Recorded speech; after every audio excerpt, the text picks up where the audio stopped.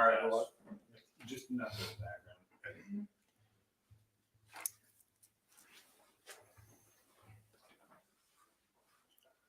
All right. Good evening. Good evening.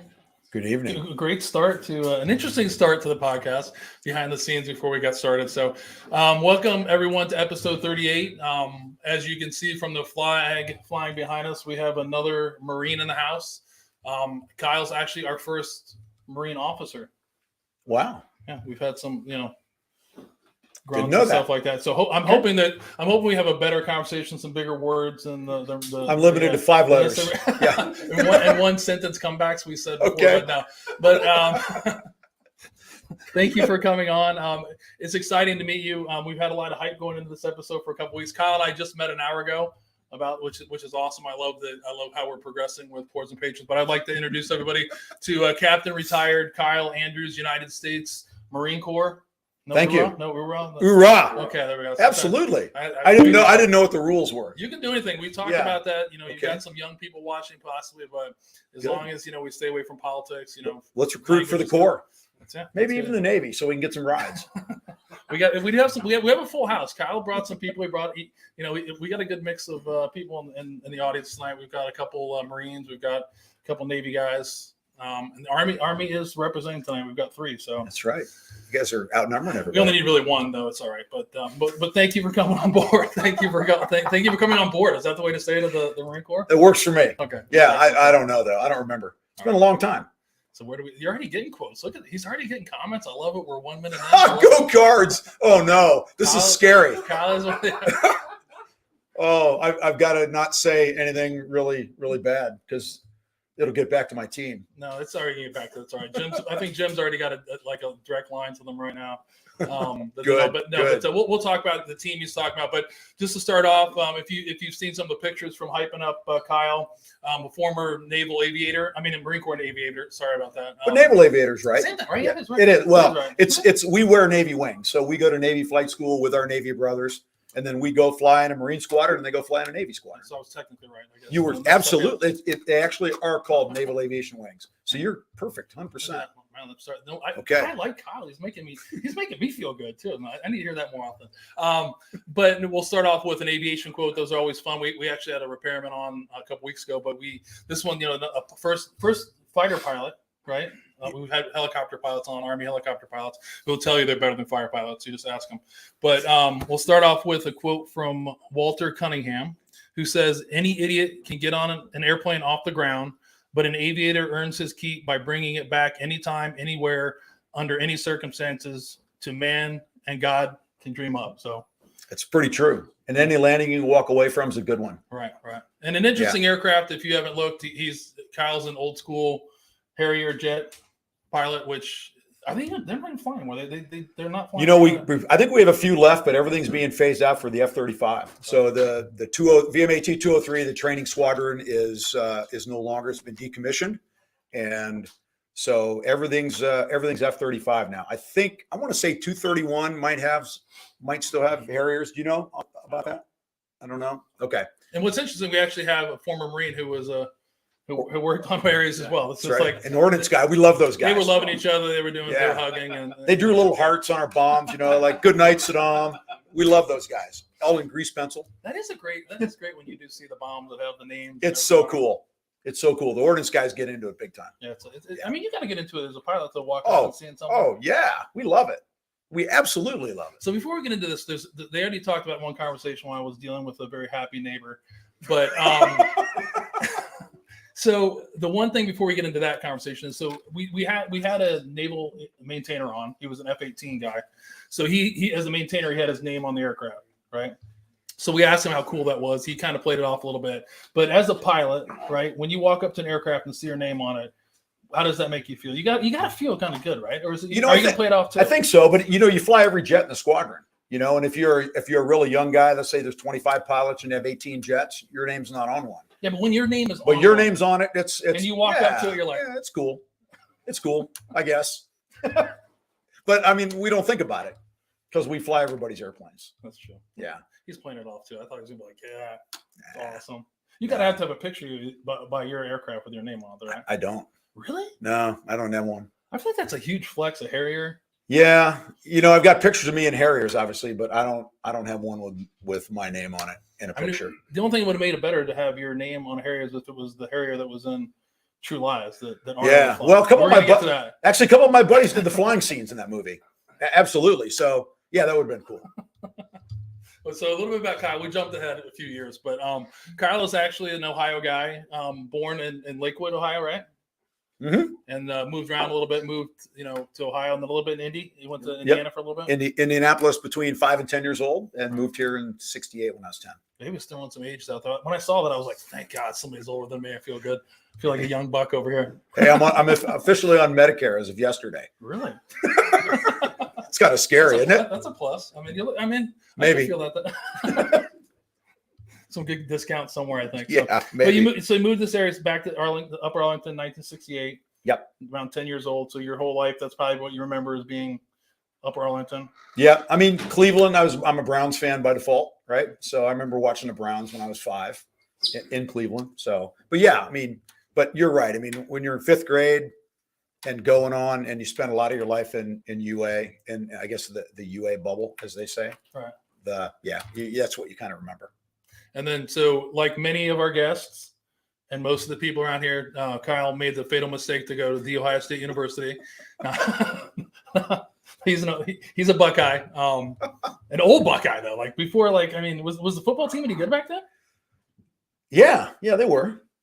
I think they just started the football team. I'm kidding. Leather helmets. Leather helmets. Right. I can see that you're out there, the leather helmets, and no, I knew a lot of guys on the team. They're a good bunch of guys, but they weren't like they are today. We won a national championship in '68, but yeah. I think in the '70s, not quite as good, but still good. Well, we did jump ahead. So you grew up, you went to school in Upper Arlington, graduated in 1976. So playing sports growing up? Well, pretty much, yeah, everything except tennis, and I still stink at tennis, but. I ran track. I played baseball, played basketball, played football. And then my 10th grade year, I was going to just run track. And a couple of my buddies really became some of my best friends forever. Terry Gilmore, Todd Walker, and Bill Wolford. 2 of those guys, unfortunately, are no longer with us. They said, "Hey, we're looking for guys for a lacrosse team." And they just started the team in '73. And I was a sophomore in '74. So said, okay, let's try it out. And that's kind of how it happened. It stuck with you. And it stuck with me. You got good enough in that short period of time to. Not really, but there wasn't anybody else that was that good. So I got lucky. You got lucky to go on and play at Ohio State? I did. Yeah. Pretty much got lucky. There has to be more. Come on, you're being so humble about it. So, rumor is not did you just play, but you were also a former All-American. No, I wasn't an All-American. I heard that as rumor. That's a big rumor. I was All Midwest in high school, which was pretty good, but I wasn't All-American. I was reasonably decent in college. What position? I was a goalie. Okay. Actually, 3 years as a goalie, and last year a crease attackman. So that makes sense. Switch. So that makes sense. Why I become the Marine Corps, just stand there and let people throw things at you. Yeah, your body in front of it's kind of like being a Marine. It's like almost like it's all falling into place now. You're like, okay, I just picked this up. I'm just going to stand here and let people hurl things at me. It's just like being a Marine. Oh God. It's like hurling jokes at you. Lacrosse balls are all the same. I think so. So you go into college. You head to college. You major in natural resources and also a business minor, right? Yep. So at that time, was there any ideas that you were going to be going into the military, or it's like a surprise? It kind of. You ever think about your life as a series of inflection points that say, if that thing wouldn't have happened, who knows where I'd be? I've got about 100 of those that kind of got me to the Marine Corps, it feels like. But through a number of inflection points, I ended up working loading trucks at a Kroger warehouse, the Kroger Cookie Distribution Center. I was a union member, loading trucks part-time in college. And one of my buddies, Mark Berger, went to Officers Candidate School. And he came back and end of the summer, and he's 10 pounds heavier. His waist is thinner. His chest and shoulders are bigger. And he's wearing this USMC Officers Candidate School thing, shirt. And I'm like, damn, Mark, you're looking, we called him the Big Czech because he's like Czechoslovakian. He had a big bushy mustache. And so I'm like, dude, you look good. And he goes, hey, you ought to do this. I said, I'm not going to do that. I want to, if I go in the military, I want to fly. he goes, well, I mean, this is Midwestern ignorance, right? Oh. Well, Marine Corps doesn't fly. They just have a helicopter or two, don't they? He goes, dude, they got all kinds of jets. I'm like, what? He brings me a brochure, and there's the F8, there's the not the F-18 at the time, the A4, the F4, the Harrier, the A6. I'm thinking, the Harrier. I always wanted to fly that thing.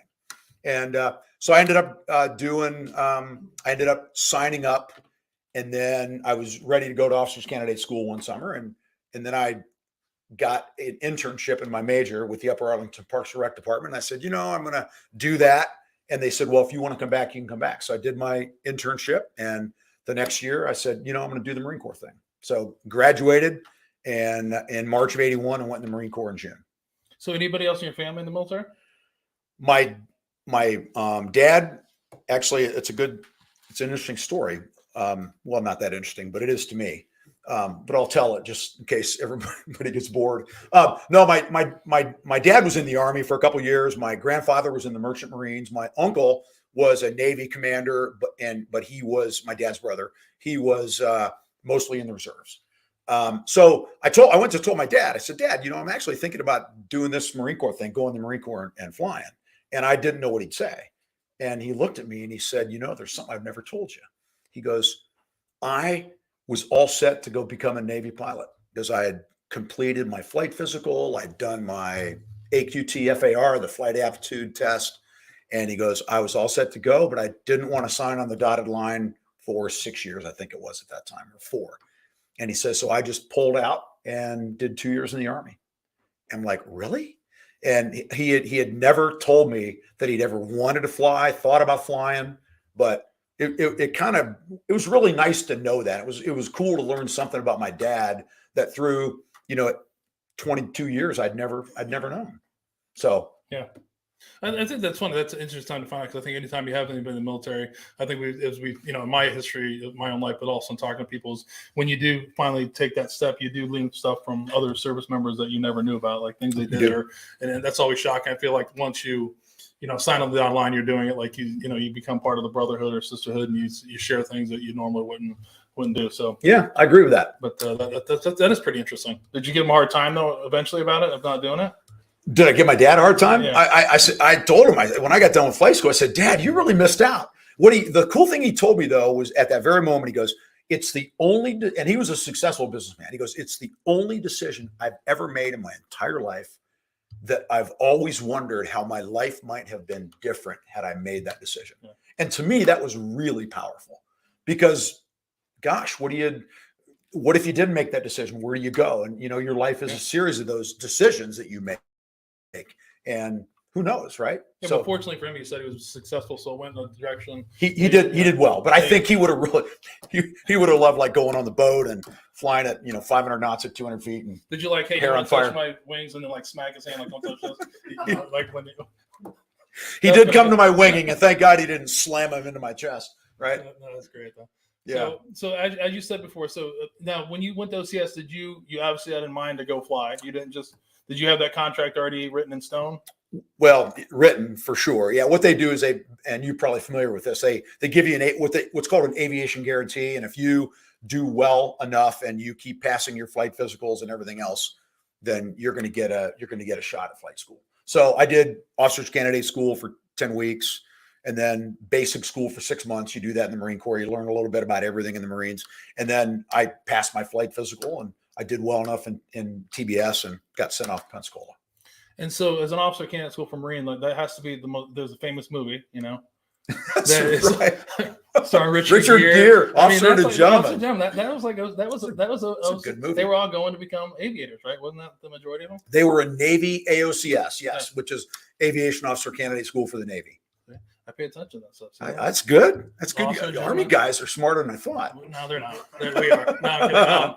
No, but that's a great movie. That's one like a classic movie. I mean, a lot of people like classic. The younger guys here that they're not even know what we're talking about because they don't even watch like Black Hawk Down or any. Right. I doubt they've seen Officer and a Gentleman, but it's a classic. Probably not. That's a great movie. Yeah, I agree with that. And it talked about the whole going through. Earning the respect or whatever of an enlisted guy, which enlisted Marine, kind of the gatekeeper going in. I can't believe we're recapping what Officer and Gentleman's about love I know. story, tragedy. Hey, the enlisted romantic. yeah, the enlisted Marines in my squadrons were phenomenal. They ran the Marine Corps. They were great. So was yours just an aviation at OCS, or was it? No, it was in the Marine Corps. Everybody does the same OCS, Okay. right? And then they do the same TBS, the 6 months of basic school, and then you go on to whatever your MOS is going to be, whether you're going to be an artillery guy or a grunt, right, or a pilot or whatever. So you pass all the tests you got to pass. You end up heading to Pensacola. Texas. Pensacola first, okay, yeah. for your basic primary flight training. Yes. So the question I had, how did you get picked, or how did you pick the Harrier jet? How does the Marine Corps do that at that time? I know you're old. You might not remember how that happened, but think back. Can't even remember what I had for breakfast. There was no doubt that I always wanted to fly the Harrier. And I don't want to toot my horn here, but no, this is your chance. I'm not. They were taken when I got done with flight school in Kingsville, Texas. Basically, the way it works, when you go from primary flight school to either helicopters, props, or jets, that pipeline, it's your ranking in your flight school class, right? And the top guys usually get jets, but sometimes there's no jet slots, and maybe nobody gets jets, right? It depends on when you graduate. So I got jets in Kingsville, and about a month before graduation, you get to sign up what airplanes would you want to fly. You know, and most guys go, well, I want the F-18 or the F-4, and then I want the A-4, and then I want the A-6. And I went Aviate-A, Aviate-C, Aviate-B, and the Aviate-B wasn't made yet, but the A and C were. So they were taking 12 slots a year, from what I understand, out of Kingsville, Beeville, and Pensacola. So all the guys that graduate, 7 to 8 to 10 Harrier guys a week in each of those, they're taking 12 guys a year or one a month. And somehow my name came up the right time. So I got Harriers. There's the start of the whole, and the Harrier, like what's interesting, like people, I'm a little older too to remember, you know, it is getting phased out, but for the people that listen that don't, we're talking about the Harrier, it's like the jet that can go from 500 knots to hover to zero in like 13 or 12 seconds or something. That's the rumor, but it's basically the total. Take more than that. No, but I read that today. I wanted to ask you that. Oh, really? Stuff. Yeah, it said something like 15 seconds. I was like, I don't know about that. That didn't happen on True Lies. It looked like it took a little longer. But a movie that made Harriers famous. True Lies, with Arnold Schwarzenegger was flying that thing around. Yeah. So, they obviously, but he was also, CIA guy. You know what I mean? But. But I think that's a movie that everybody remembers, a Harrier jet. So the Harrier jet is a jet that can fly vertically and also land. Yeah, take off and land vertically, but flies like a jet, right? Right. Yeah, we changed we have a lever in the cockpit, right, called the nozzle lever, right next to the throttle. Goes fore and aft, and you change the angle of the nozzles, right? So most airplanes have a exhaust in the back, either 1 or 2, depending on how many engines. We have 4, and the first 2 nozzles are just behind basically the fan section of the airplane. They're called the cold nozzles because they don't go through combustion. The other 2 nozzles are behind the combustion section, the hot nozzles, and we can take those and move those nozzles up and down, fore and aft, basically with one lever in the cockpit. Right. And the other thing you're going to see now for more people that are new and have never seen it, like the Osprey is a good example, kind of the same type of concept, but it's a propeller thing. And what's not different about them is both very dangerous aircraft that don't have the greatest safety record. Yeah, I'm not sure about the current Osprey safety record, but I know there's been some issues. Yeah. The Aviate-A, which I flew for about 550 hours or so, the first Harrier, in the Marine Corps, I think we bought 104 of those, and I think we crashed half of them. Yeah, because I pulled up a stat here that I thought was crazy. So I put one in I took one to the boneyard. It's there. It's in good shape. Well, so. I read that, like you were talking about. The question I had was, were you ever scared or nervous about flying the Harrier jet, knowing its history?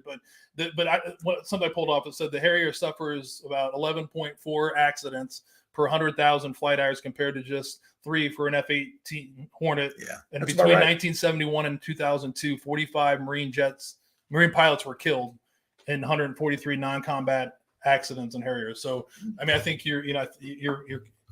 I don't think you're downplaying, but it was definitely not it wasn't the easiest airplane to fly. Exactly, and the Aviate-A especially, it scared you sometimes. Like it just did something weird.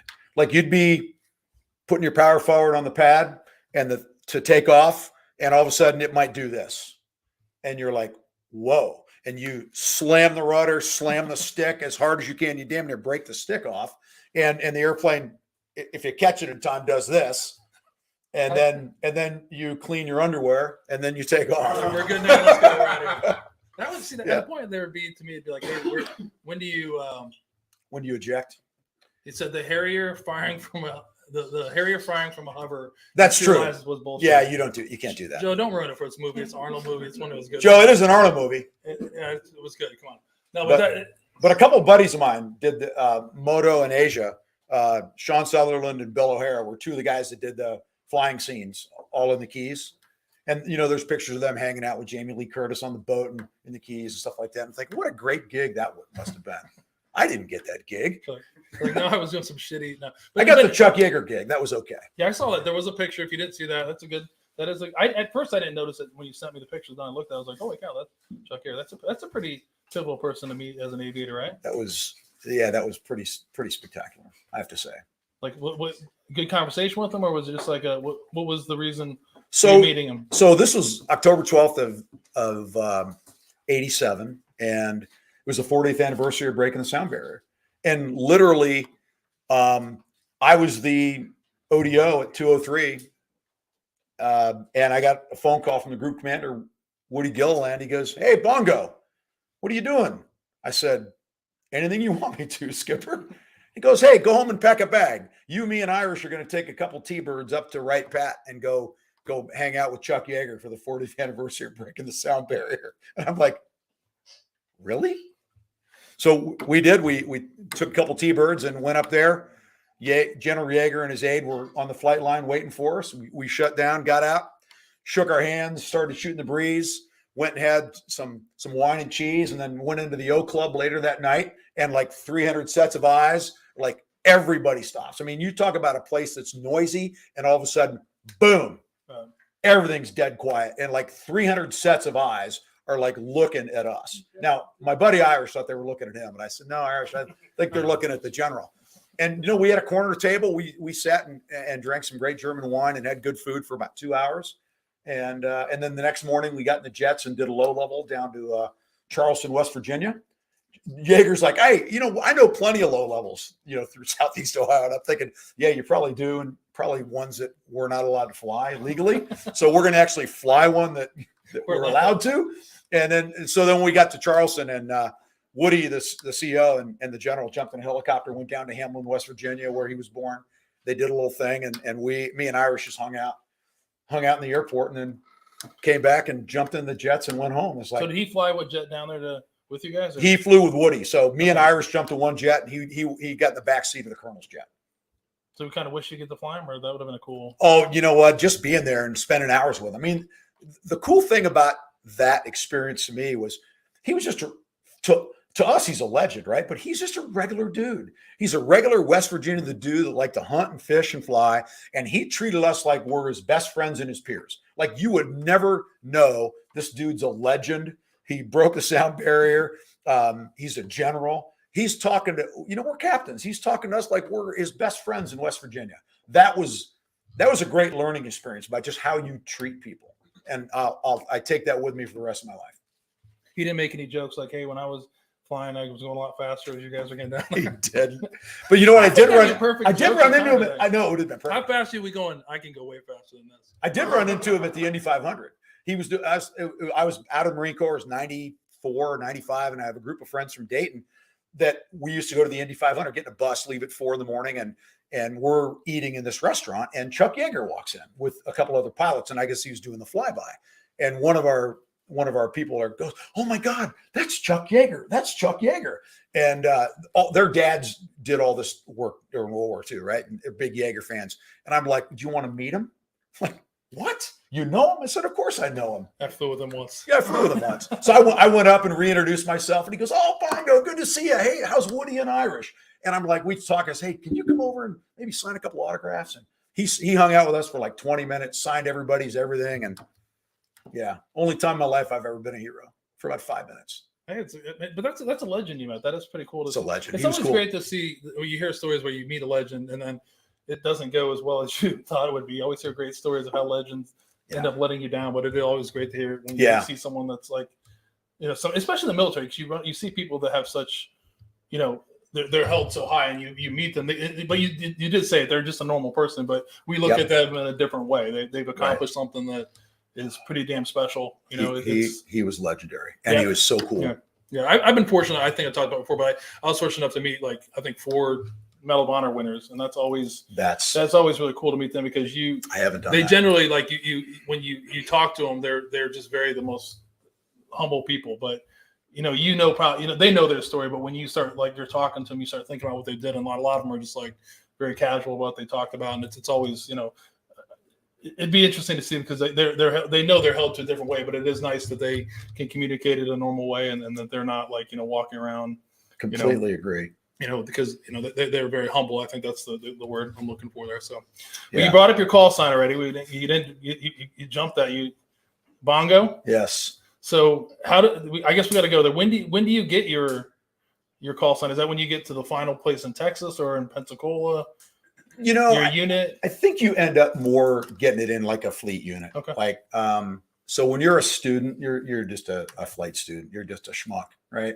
Then you get to a squadron, and just say schmuck on the top of your helmet. Everybody schmuck one. Yeah, I had schmuck with exclamation points on mine, because I was a triple schmuck.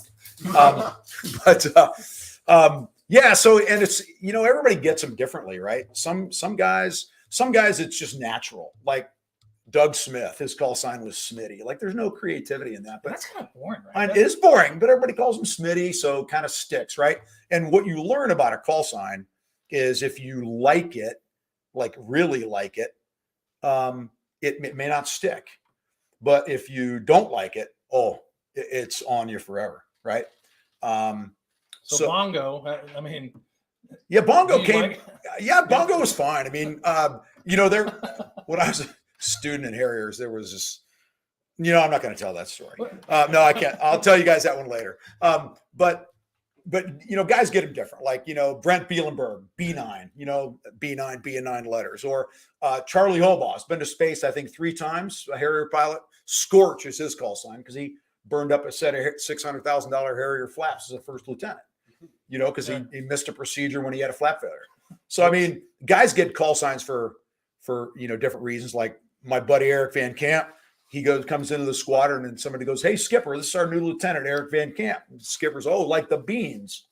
So his call sign's Beans. So that's a good one. Yeah. It kind of happens that way, right? Yeah. So Beans was one of my best friends, still is. He started calling, I didn't have a call sign. So I was a big Ted Nugent fan, and the Double Live Gonzo album had come out, and I was pretty quiet and pretty shy. So he's like, "We're going to call you Gonzo." And then, it kind of stuck, kind of didn't. But I was fine with it. And then we were in Fallon, Nevada, and we doing a bunch of air to ground weapons delivery. And we went to a casino in Tahoe, and we all walk up to this blackjack table, and the dealer she was smoking hot. And the 5 of us pull up, and my buddy Willie goes, we sat down, and she goes, "Well, who are you all?" And so goes, "I'm Willie, Spot, Gonzo, Satchmo, and Beans." And she thought that was the funniest thing she'd ever heard. And then a couple hours later, she made a comment to me you're kind of cute. What was that they called you? Bongo. So then, the guys, they jumped on that. And then I'll do a side story later. I can't do here. But then you can do anything you want. No, I can't. I can't. So then a month later, we're in Yuma, Arizona, Marine Corps ball, and this guy Tommy Rocker, one-man band, is playing at the bar, the Deer and Dog, and it was called the Stag and Hound, really. So everybody's like, "Hey, Bongo, get up and play the bongo drums." So I was the bongo player for this one-man band for about 4 hours, and bongo stuck after that. So that's a good story. That's a good way to. So you like bongo then? It was fine by me. It's better than catfish or something like that, where they call you that because your mouth is bigger than your brain or something. I mean, I'm going on a limb here, but like, did they call Irish that because he was Irish? Yeah, Dennis O'Donoghue. That's Yeah. I Yeah. mean, I'd kind of be upset by that, I guess. I mean, that's a good story you could tell. Like, just be like, oh, I'm Irish. I'll tell you another story about a guy named, his call sign became Two Dogs, but I can't say that here. And I'll tell you the story. No, I can't say that here. I might have a lacrosse player or a lacrosse parent on the other end here. I'm not doing that. I feel like they know, like everyone's waiting. That like all your friends in the back are like, keep pushing him. I feel like I got to keep pushing the gas. We can maybe get through a couple of drinks and then maybe. Oh boy, here we go. But no, I mean those. And again, we're giving you a hard time, but if you're not comfortable sharing, we're comfortable. We'll do that. There'll be plenty of time after to talk about it. So everybody keep notes about that. That's 2 stories. It was us, 2 dogs, and you got 3. Okay, 3. Oh boy. So you go to Texas. You learn to fly the Harrier. Actually flew the T2 and the A4. Okay. Got my wings in Texas. Okay. Went to Cherry Point, North Carolina, to fly the Harrier. So that's when you actually start learning it when you get to your squadron, though. Correct. So you headed to the what was it? The VMAT, the Tigers, right? Well, yeah, that was my first gun squadron, which is after you do the training squadron. So I went to VMAT 203, the Harrier training squadron, for I don't know 4 months or something like that, and then I went to VMA 542, the Tigers. So Harrier single seat. Single seat. Yeah. So there's only one of you that when it starts rolling, you're like, oh, gee, like I mean, You're only going to kill yourself. Yeah. I love how you just said that so calmly about it, just pitching to the left, and that'd be like most people be like, I'm getting the fuck out of this thing. If you try to get out right then, you're probably not at that time. I'm talking about after you. Like, were you? I guess flying. We'll get to. Like, were you ever Have you ever flying and that something happened that it literally scared the shit out of you, and you thought, I'm not going to do this again. Like this is, or I don't want to do this again. Give him more bourbon.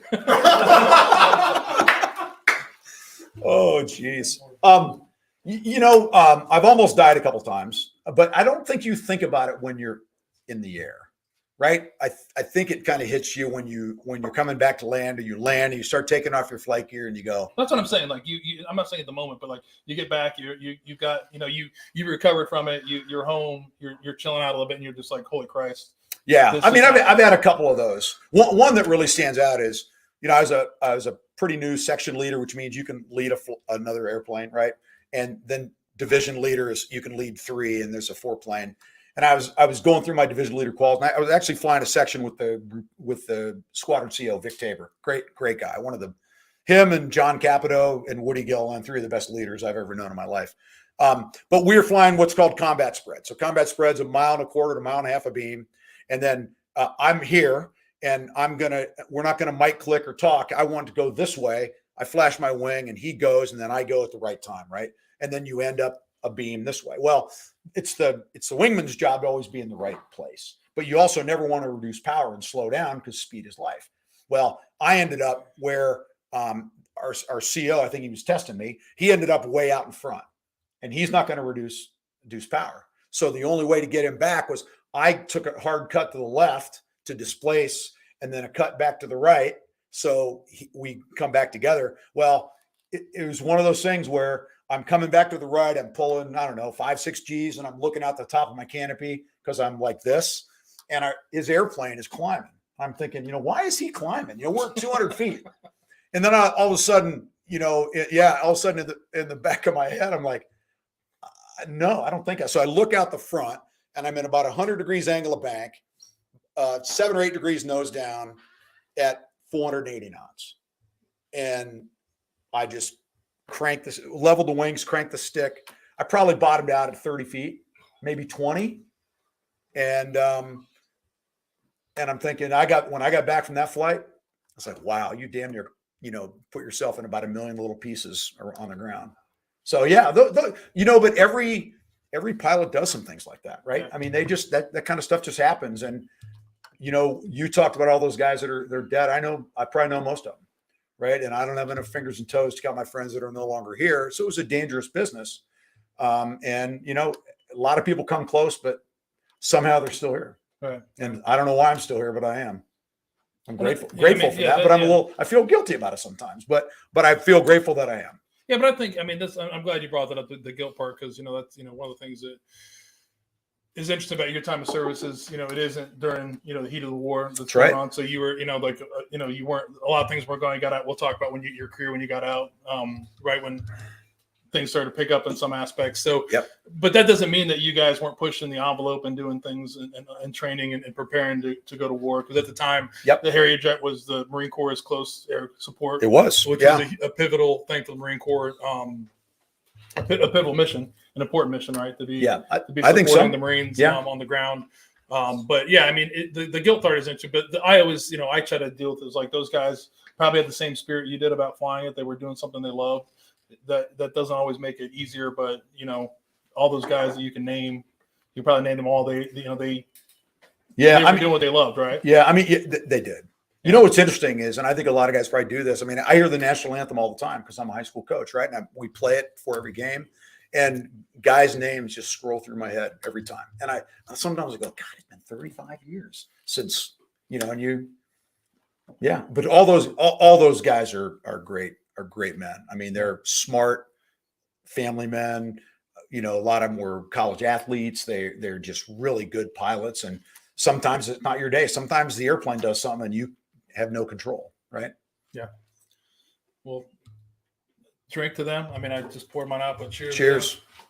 We'll get one of those, yeah. But, yeah, it is interesting. I mean, when you do look at the what you talked about, and we try not to get political on this podcast, but you did bring up something I think is important about the national anthem, about what's going on for I'll speak as veterans. There's a lot of things that are going on other than just like taking your hat off and putting your hand across your heart. There's a lot of times that we're every time I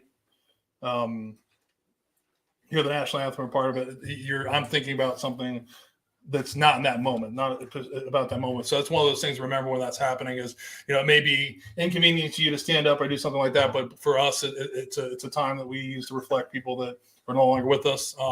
Also people that are with us, like one of the exciting things we didn't get to talk about is, at the national anthem, I don't have to pray that Andrew comes back safely to his family. He's back, came back last week. So there's things like that. So not to be political, but that is one thing to remember, perspective of what you're doing. That there's a lot of times, one of my sons, I think, asked me one time why I get so quiet and what I do, because at that time I'm thinking about a lot of other things that many people don't know about, That's right. and people that aren't with us anymore, or I'm my heart is somewhere else at that time because we may be at a Cleveland Browns game, not me, but you. But no, you're thinking. You may be in a great place, but there's a guilt of you, like one of your friends is away from his family, deployed, those things go through your mind. So, yep. It's humbling. It's humbling, isn't it? It very is, yeah. It's an important thing to do. I mean, people ask why we do it. I think that's, I always appreciate when a sporting event starts like that. I do too. It always makes it right in my mind. So you're ahead of me. You're still on your Glenmorangie, right? Glenmorangie. Yeah, I poured a pretty big one. Glenmorangie, yes. Glenmo for sure. Glenmo. Well, yeah, Glenmo, like Gitmo. That's right. I'm not a Scotch guy, so you already started. You don't have to. I'll finish mine and then I'll do my pour. So we'll take a break. I told you time flies. We're already at the first. Holy cow! Really? See, look at that. You said you'd be done in 10 minutes. I thought I would be. I'm sorry. No. Let me apologize. No. I think we just got to keep you drinking a little bit so we can maybe hear one of those two stories that you don't want to tell us. Maybe if there's only people over 18, we only allow people over 18 on the podcast. No, there you go. There you go. That works. So Glenmo, we're calling, right? Is that what we're calling? We'll go Glenmo. Glenmo 18. So you're actually only the second person to bring on a Scotch. Okay. I'm glad that you didn't bring on an Isla. No. I can't. It was bad last time. I don't like that stuff. Neither do I. I can't lie. But my dad was a Scotch guy, so I just thought, what would I bring? And like I told you, I don't drink a lot of liquor, so you can give me a lot of grief. That's okay. But maybe after tonight we'll change you. Yeah. Okay. Maybe you will. You've had a couple of bourbons. I have. Yeah. I'm a beer and wine guy, but I like the stuff you showed me tonight. Yeah, we're gonna. Yeah, it's good. Expand your horizon. Yeah, I appreciate that. So Glenmo Distillery, we're calling it there. It's actually, if you're not, you haven't figured out, is in Scotland. It's in Rothshire, Scotland. The distillery is actually owned by a subsidiary of Louis Vuitton Moet Hennessy. That's right. The Glenmo whiskey is available in original, the 18-year, which we have now, the 25-year. They also have some special bottle castings, fat cast finishes, some extra mature bottlings and things like that, which is pretty common in Scotches, right?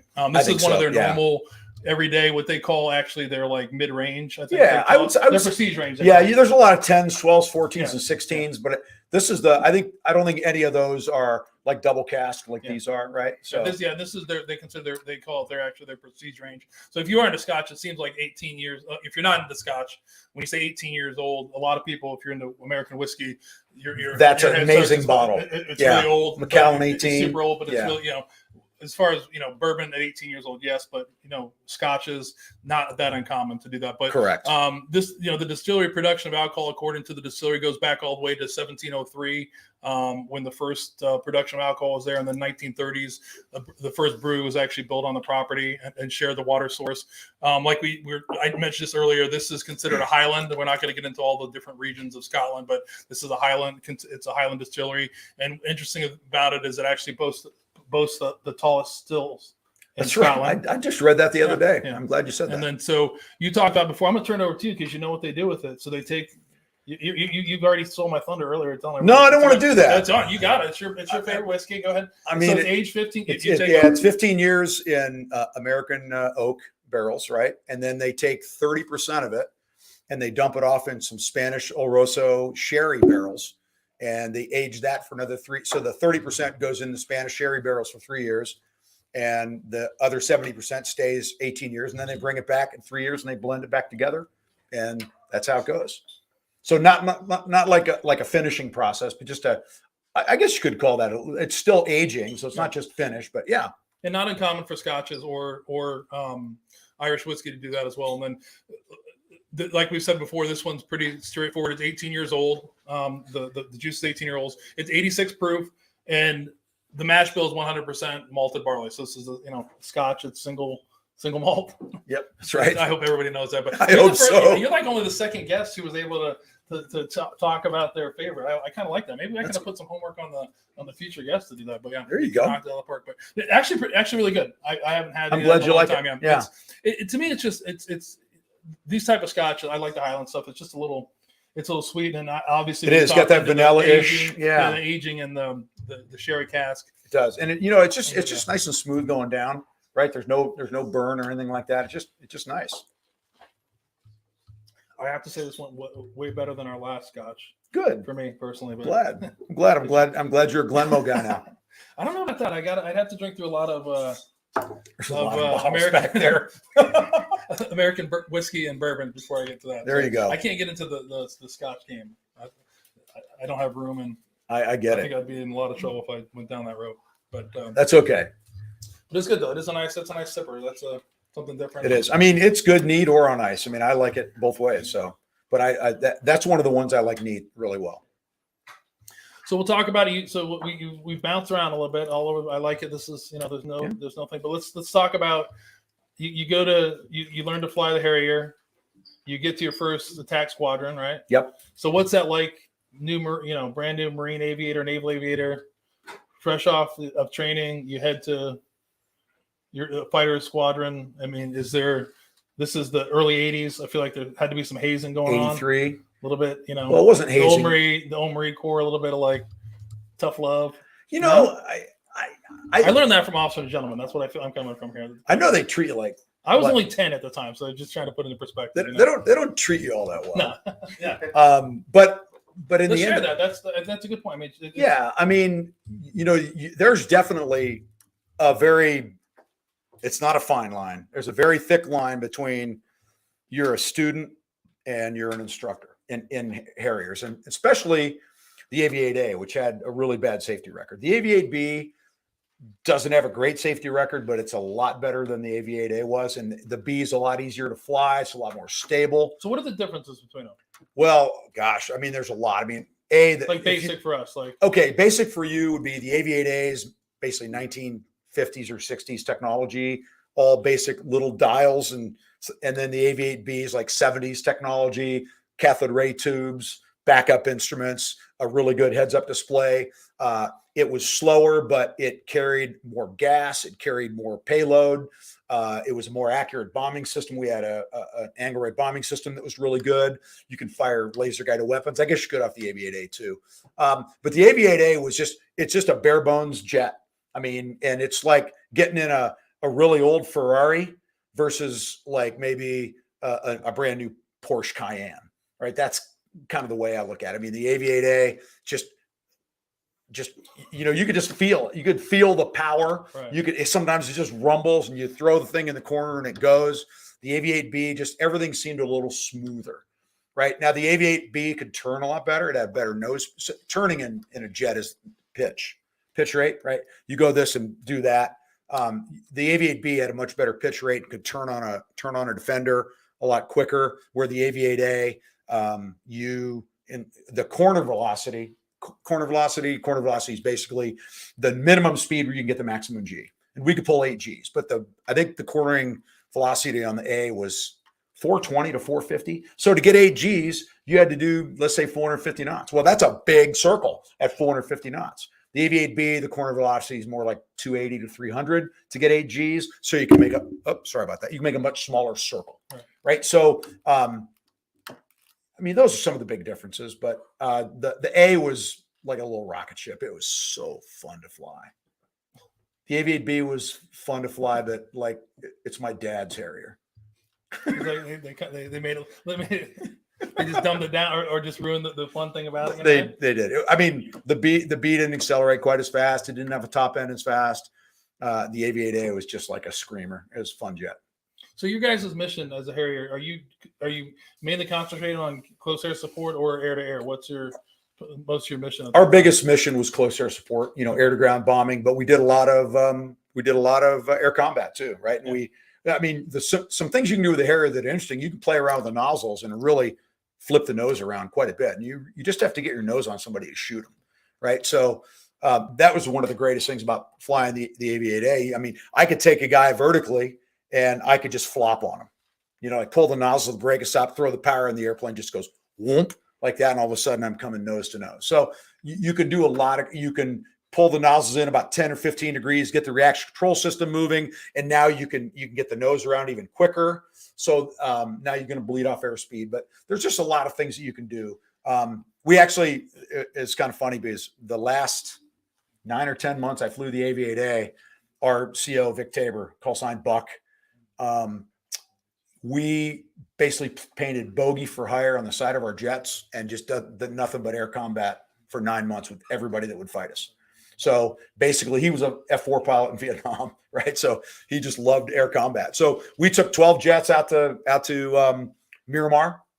We roll in and we land, go to the club. We see Tom Cruise, Kelly McGillis. Like, what's going on here?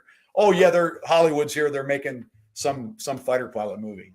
Nobody even knew what it was. Right. And so we're watching them film some scenes on the flight line with Tom Cruise's doubles and stand-ins. And yeah, it's just kind of wild to see that. And then we watched it a year later. We go, well, that's fake. That's fake. They'll never do that. Can't do that. You're gonna ruin like so many kids' young childhood about Top Gun. I think everybody at the time. But it was a great movie though. It was a great movie. I enjoyed the movie. There's a guy at work. He was actually he won't watch the new Top Gun because the new one's good. Because the old one is what made him join the Navy and then end up on an aircraft carrier. And he said it was the worst time of his life. There was nothing realistic about it. And he was like, I'm like, are you going to go watch? He's like, no, I won't. I'm like, you're afraid you're going to go back? And he's like, they got me once, but I'm not going to do it again. So that's out to Alex. Like, he will not watch but he's very honest about that. That movie was a huge. It was huge. It was a huge recruiting thing. It really was. Yeah.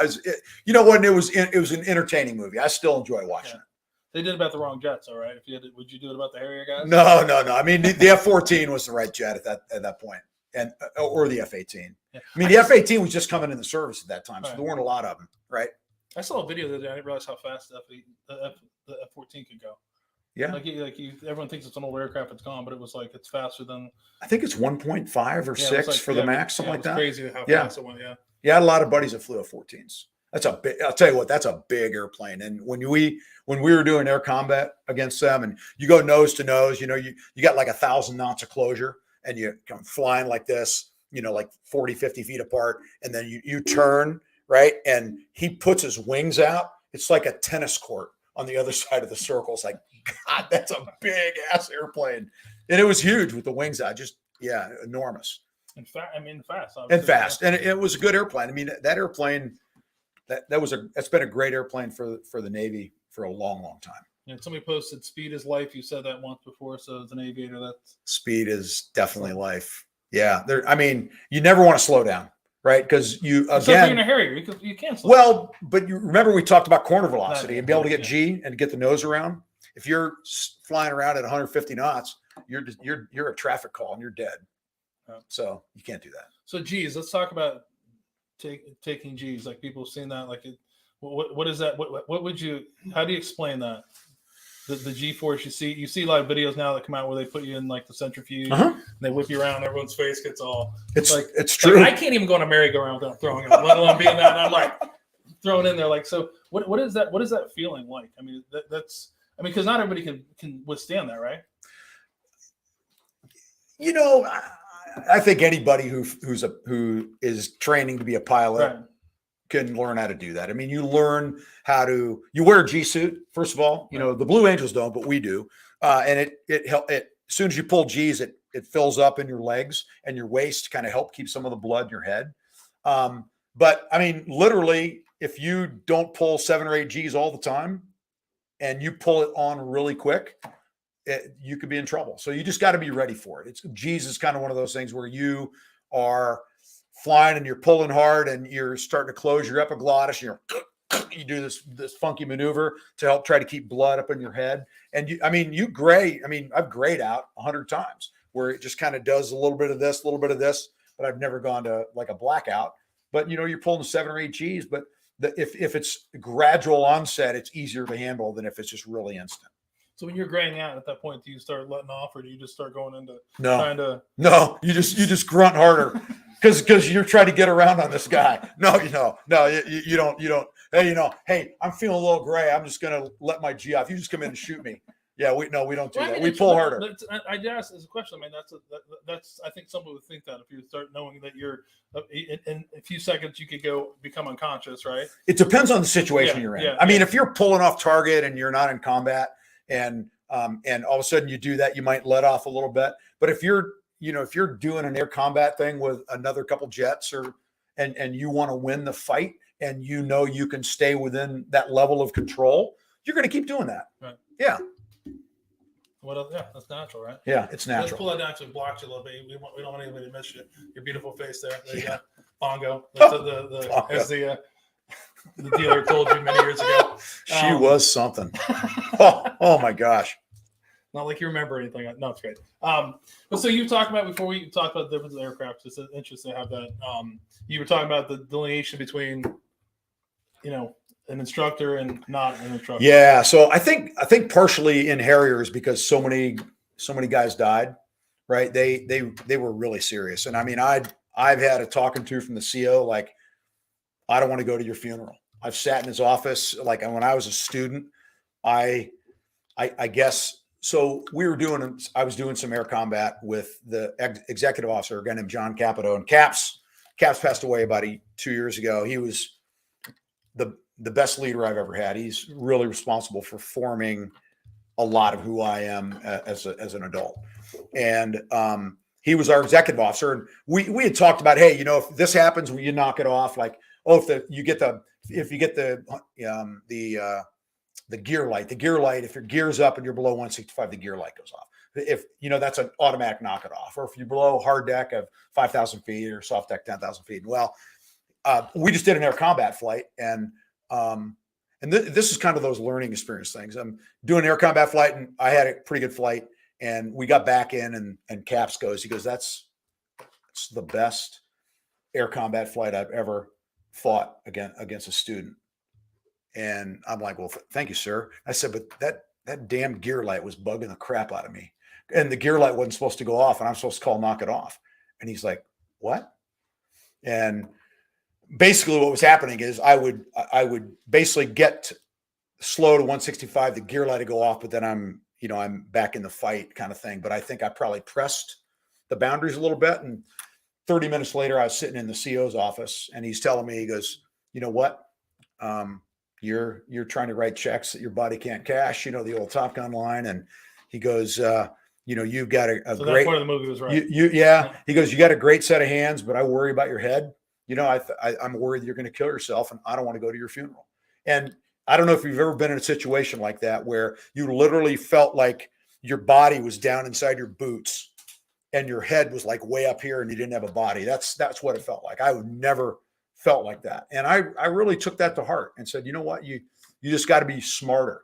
And in an airplane like that, you really got to be smart. But in the Harrier, guys made dumb mistakes and killed themselves. And that's one of the reasons I think that line was so thick between being a student and instructor. So how did you feel about that going from that high? You said, I mean, did you take everything they're saying at face value, or were you kind of like, I did all right. I walked away. You know, because I feel like you're a young aviator. You're trying to make your way. You just got told really good news, right? And yeah, it was a great flight. You really fly the jet great, but you're stupid. You know, I started thinking about that. I said, you know, I want to be a really good pilot. You know, I want to be a low altitude tax instructor. I want to be an air combat tax instructor. I want to be a division leader. I want to be a post maintenance check filer, all that stuff that I ended up doing. But you can't be some Nimrod and do that. You know, people know that, right? So I thought, you know what? Maybe I've got some natural flying ability here that my head's not keeping up with, and I just gotta dial it back a little bit, and I gotta think. And it actually really got to me. Yeah.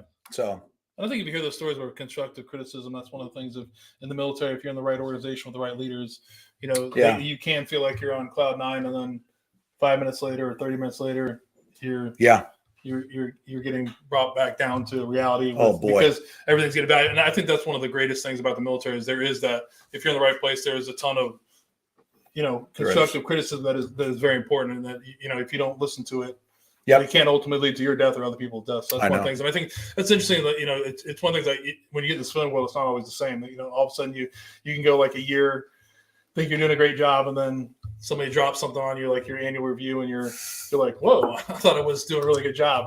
Wow. I feel that was a big difference in the military. Is the military, they told you knew where you stood, like, right? If you, in most organizations, you knew. I mean, if you were an idiot, you knew about it. If you were doing well, you knew about it. And I mean, that's super, even more important when you're, you know, buzzing around at 500 knots. You know, it is 20 feet off the ground. You can kill yourself in a hurry. Yeah, no doubt. Yeah, I always wonder if piss poor is capitalized and underlined or both. And I just need to look at a couple fitness reports and I probably figure it out. Is that on any of your fitness reports? Could be. That'd be great to go back to what you're allowed to say, Jason. You're allowed to use that. Could be. An OER and NCR anymore, like piss poor. That'd be a great. That'd be a good thing, but that's interesting. So you go there. So obviously, you know, from your bio, they haven't seen it, but you did become a section lead, division lead.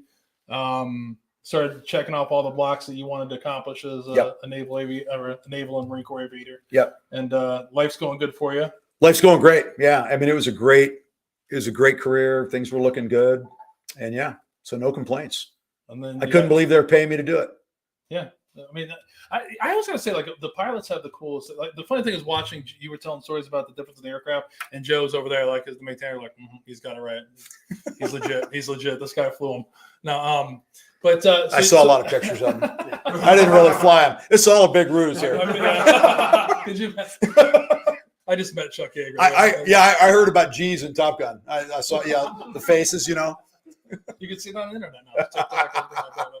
So everything's going well for you. You're killing it as a Marine Corps aviator. Yep. Life's good. And then something changes. You have a little bit of a health issue. Yeah. Not a little bit, but a pretty significant. Yeah, it's a little bit, but it was significant as far as being a Marine pilot, right? So I was actually in 203 at the time as an instructor, and we were doing a early Saturday morning air combat training hop. And what that means for me as an instructor, it's just basic air combat, right? So I would basically be in an airplane and I'd be here and I'd put another guy up here at like my 4 o'clock. And I say, where are you? He goes, you're 4 o'clock. And I say, okay, I look back and see him, fight's on. Boom. He rolls in, I roll hard. I try to get him into different maneuvers, and I won't go through all the stuff. But basically, as I look behind me and I go, where are you? And he goes, I'm at your 4 o'clock high. And I look back and I'm like, I don't see you. And he goes, yeah, well, I'm here. So I look back even further and I'm like, I don't even see the tail of the airplane. That's kind of weird. So I turn around this way and I go, well, there's the tail of the airplane. I still got one. Look back here. I'm like, I don't see anything.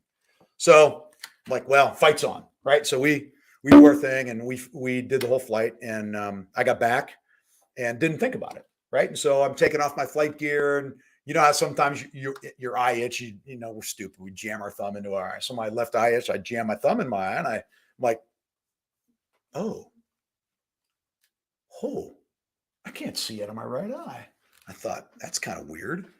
And so now I'm doing this, right? And so I'm like, okay, well, it's going to go away. I said, well, we were at the O Club last night. We had a couple beers. We were playing crud. Like the crud's a game on a pool table where the Air Force plays a really gentle version, but Marine Corps, it's full contact crud, and you're beating the crap out of guys trying to get to a ball, right? And you're probably familiar with that to some degree, maybe.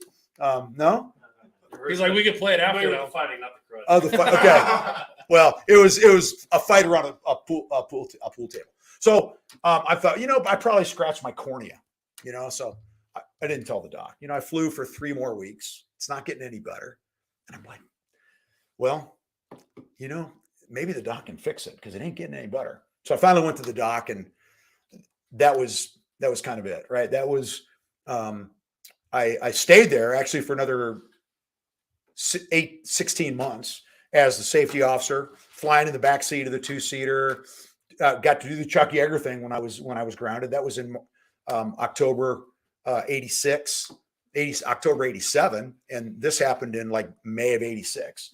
May of 87. So it's just one of those things, and it was a choroidal hemangioma. It was a blood vessel type tumor between the macula and the optic nerve, and all the critical pathways that transmit vision are going right through this tumor. And so I was kind of the Bethesda Johns Hopkins test case up there, 100 ophthalmology students shining the sun in your eyes about every 2 weeks. And it just never got better. Tried to get back on flight status. Ended up going to the Naval Safety Center in June of 88 to see if I could just do another job and maybe find a way to get back on flight status. So yeah, that it kind of changed my life for sure. So any anger when that happened? Or, I mean, you feel like your, seat was on fire, you were doing something you loved, and then all of a sudden, you're out of your control. You're not doing what you want to be doing anymore. It's kind of interesting when I think about that, because, I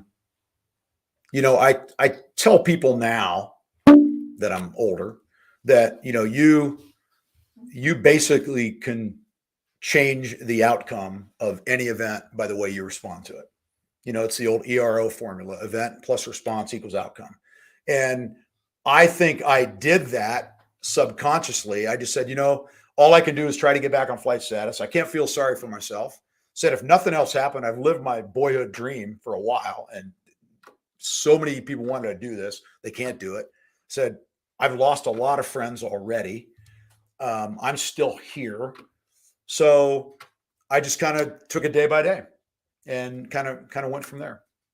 Yeah, that is a good point. Like, I think, when we talk about what we talked about in Ports with Patriots with other veterans, is that is a thing you can, there's an option that you can take after when you think the worst things have happened. But like you said before, I think, years, it'd be interesting to talk to you when you were, 20 some years ago. There was probably a little bit more, maybe there was a little bit more emotion about it, but you're right. I mean, one thing I thought about when I think about it is what you said at the last point was that you walked away and many of your friends didn't. So that's a point that maybe this was, somebody, divine intervention that, you were able to walk around and live your life. Oh, I think there's something to that. Yeah.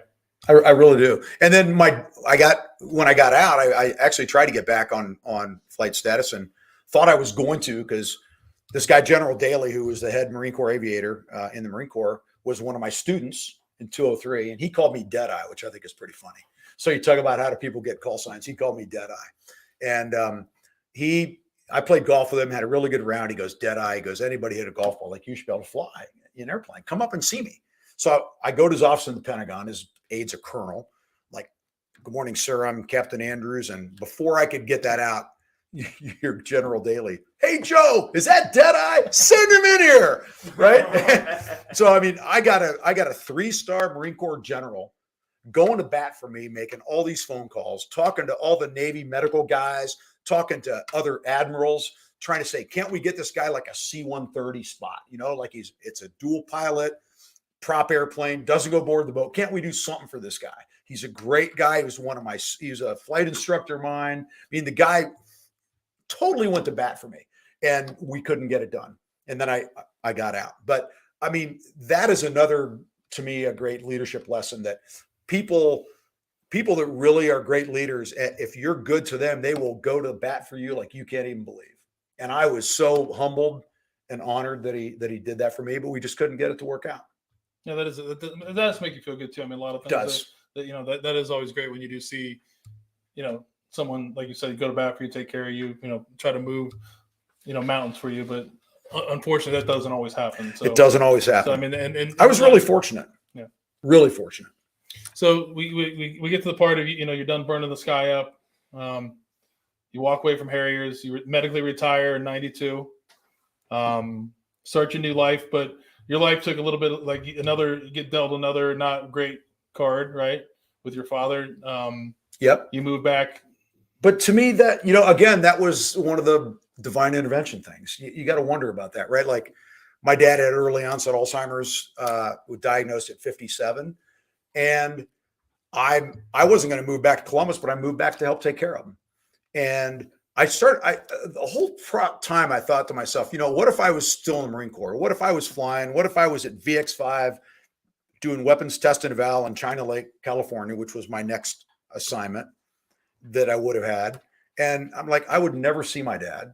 So now I get to spend time with my dad while he knows who I am.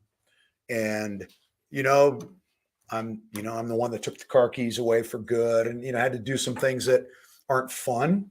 Right. But I just think about, if this wouldn't have happened to me, I would have never have been here. So it's like, well, I didn't get to do this, but look what I got to do. Right. So it's just hard to kind of put it all into words, because there's a lot of emotion and all of that. But I feel so lucky and so fortunate and so grateful that things came together through no fault of my own. And I would tell anybody in this room that I got the best life on the planet. Maybe next to you. I think you got a pretty good life, but I bet I'm number 2. I don't know about all that. But I like that. No, I think, the outlook is like, well, there's just been some key phrases that you've said, like, your friends are some of my friends too. It's always interesting that we meet a new friend through people. But there's just some things you've said that are very emotional, and you can feel them. You can feel what you're talking about, a lot of, if you read your bio, if I read it, I hadn't met you. So, I was expecting there to be a little bit more, negative comments about those two things in your life, but it's a testament to you that you look at and see the positive of it. And I think as we continue to talk, you're going to see that as well, because reality is, like you just said before, if you would have been at the top of your game still as a fighter pilot, you wouldn't have came home, right? That's right. And my dad would have had a different life, and I would have never got to spend time with my dad while he still knew who I was. Yeah. That's pretty precious. Yeah. It's if you think about it, it's one of those things, like, a lot of people make that decision. If you're in the height of your career, a lot of people aren't going to walk away and do that. So, it could be completely wrong. You could be having this conversation talking about how you're a 2-star general, you did all these things, but right, you didn't, you didn't get to remember your father remember you. So the reason I bring that is, and I'm not, trying to change this, but this is one of the reasons that we talk about Port of the Patriots and stories, and why everybody's story is important. And it is a story of, like I said, if you look at it, you get a tumor, you can't fly anymore. Then all of a sudden your dad is, 50-some years old and has Alzheimer's. Most people are going to feel like those are insurmountable odds. Or not. There is always a silver lining in things, and that's one of the things we've talked about with veteran suicide and what we're fighting is, as bad as it is, there is some good part of what's going on in your life. You just have to reach down deep inside of yourself and find it. And you may not find it right away. It may be, right, like you said, now to be able to reflect years later and look back and say, like, wow, not many people can say a tumor that made me go blind, other than the dead eye. That's pretty funny. The only good part about it. I love the call sign. That would have. The thing about that, though, is if you did get to go back on flight sets, and that was your call sign, and you had it on your helmet, and then somebody says, "Well, how did you get the call sign dead eye?" At first, everyone's going to think like you're like dead aim or something. Exactly. And you see the person say, "Actually, as you're flying, I'm blind in my right eye. I just thought you'd know that by now." And people go like, "What the?" That's a. Yeah, it's fun. It's fun. I agree. But Deadeye, that's another. That's a better call sign than Bongo, but they're equally the same. They're great. They're both great. They both work for me. So, like I said, you come back, take care of your father. You start your second career. You get into your sales career. You did that for quite a while, from like 97 to when did you officially retire? Probably haven't officially retired. I think I've worked about 5 minutes this year, and maybe I worked 30 last year. But to be fair, since I spoke as a keynote speaker at a sales kickoff in February of 2020, right before COVID, I really haven't done much. Right. So I've kind of just shifted my focus. And the sales career, I did flounder for a while. I mean, I floundered in a couple sales jobs and things just didn't seem to go right. And then I took like some half-day sales training class and I went, oh, I really like that. And I said, I would love to if I ever knew how to sell, I would love to be an instructor, because I was an instructor in a 3-dimensional environment where people tried to kill me. Right. And I think I could do that. And so it ended up working out that I went to work for a company, probably the 3rd or 4th job I had in a couple of years. It was a small sales training company. And I met my business partner, and a couple of years after that, we said, hey, let's go do something on our own, because this isn't working out. And we started our company in my basement in 97 and traveled all over the world. I think I've worked in about 25 countries, some countries that aren't the best, but most are pretty good. And I've again, just somehow things came together. I don't know how. I mean, I was never a trained salesperson, like through like IBM sales school or anything crazy like that. I wrote that up because it's very interesting that thing, because I'm in sales now too, right? So when I got out of the Army, I went initially as an officer. I went into like operations, right? Because that's what they tell you. That's what you do. That's right. You've got the best leadership training. You've done all these things. Like your job is to go, be in charge of people and you're a leader and all that kind of stuff. So that's what you train for could be 6 years, 4 years, 22 years, and the problem is that you kind of get pigeonholed, right? As officers, like that's what you've been trained for. But my mindset is the first time I had a sales job comes, I look back and I was like, holy shit! Like I was kind of in the sales business in the way of as a military officer. You had plans, you had to sell some stuff to them that they look at like these guys are all going to know that I'm full of shit, but you got to somehow sell them that this plan makes sense, or this that. Or the plan that you've already told, the colonel, like I already told the colonel he's an idiot. Like you really didn't do that, but you get into that whole. It is interesting to see that and I tell that for a lot of people now is we do as officers and even as NCOs, you have been in the business of sales, and it's just I thought that was very interesting because most people you'll say will go into the operations field, operations management, and all of a sudden you're doing all these things where you're in charge of 30, 40, 100 and some people. Which right in reality, I don't want to be in charge of 100 and some people anymore. It's let alone 1,000. I don't blame you. I don't. Because I like to worry about myself. I started to look back like all the things that I worried about for a long time. I kind of have to like worry about Che. Yes. Maybe a couple other people. That's cool. Small teams, but I don't want to worry about 30 people. I don't want to worry about whether Joe's going to get up to come to work today. Joe's going to come. Joe's going to come to work most of the time, probably. Yeah. It depends on what he's doing. Yeah, I'm glad you said though that you learned kind of how to sell in the Army, because I always tell people. I said, where'd you learn how to sell? I said, I learned how to sell in the Marine Corps. I said, what do you mean you learned how to sell in the Marine Corps? I said, well, I was the Harrier analyst at the Safety Center for 4 years after I was kind of done flying. And my job was, whether it's fixes to the airplanes, fixes to the way we train, it was my job to put together all these crazy statistics and then go up to the admirals at the Naval Air Systems Command and other GS millions and sell them on something. And what I learned, the biggest lesson I ever learned was that if you prepare and your shit, you can sell the room, right? If you do your research and you know what you're doing and you know what you're talking about, you absolutely, I don't care if I'm a captain in front of admirals and generals, I can absolutely carry the day as long as I walk in there and I'm confident about it. And that's what I learned about selling is it's being in the room, asking the best questions, doing the most research, knowing more than anybody else. Because that's that preparation part of, because it never goes the way you think, right? I mean, you have a plan for a fight until you get hit in the face, right. And then everything's gone, right? So if you're prepared, you can carry the day. And that was a great lesson I learned in the Marines. Yeah, and I think that's, it's the same thing in the Army. It does help to, one of the things that you're not mentioning, it does help to move up in rank a little bit too, like to be like a first lieutenant or second lieutenant or a sergeant, and it's harder to sell the room there, even though you can be. I get it. Exactly 100% on and be that same person, except for if you're a warrant officer. Like for some reason, in the Army, the warrant officers doesn't matter. They kind of can say anything they want. They believe like you could say I learned so can a gunny and a first sergeant or sergeant major. I remember one time I was in a meeting and I said something and I just got obliterated, right? And I was like, oh my God, like this is the same thing that I've heard this warrant say 5, 6, 7 times, and it was just the most awkward. Just everybody on you. Yeah, you know I what I mean? that. And I end up walking up to my warrant. I was like, what the fuck? Gary, like I said the same thing that you said. He's like, I'm a CW4.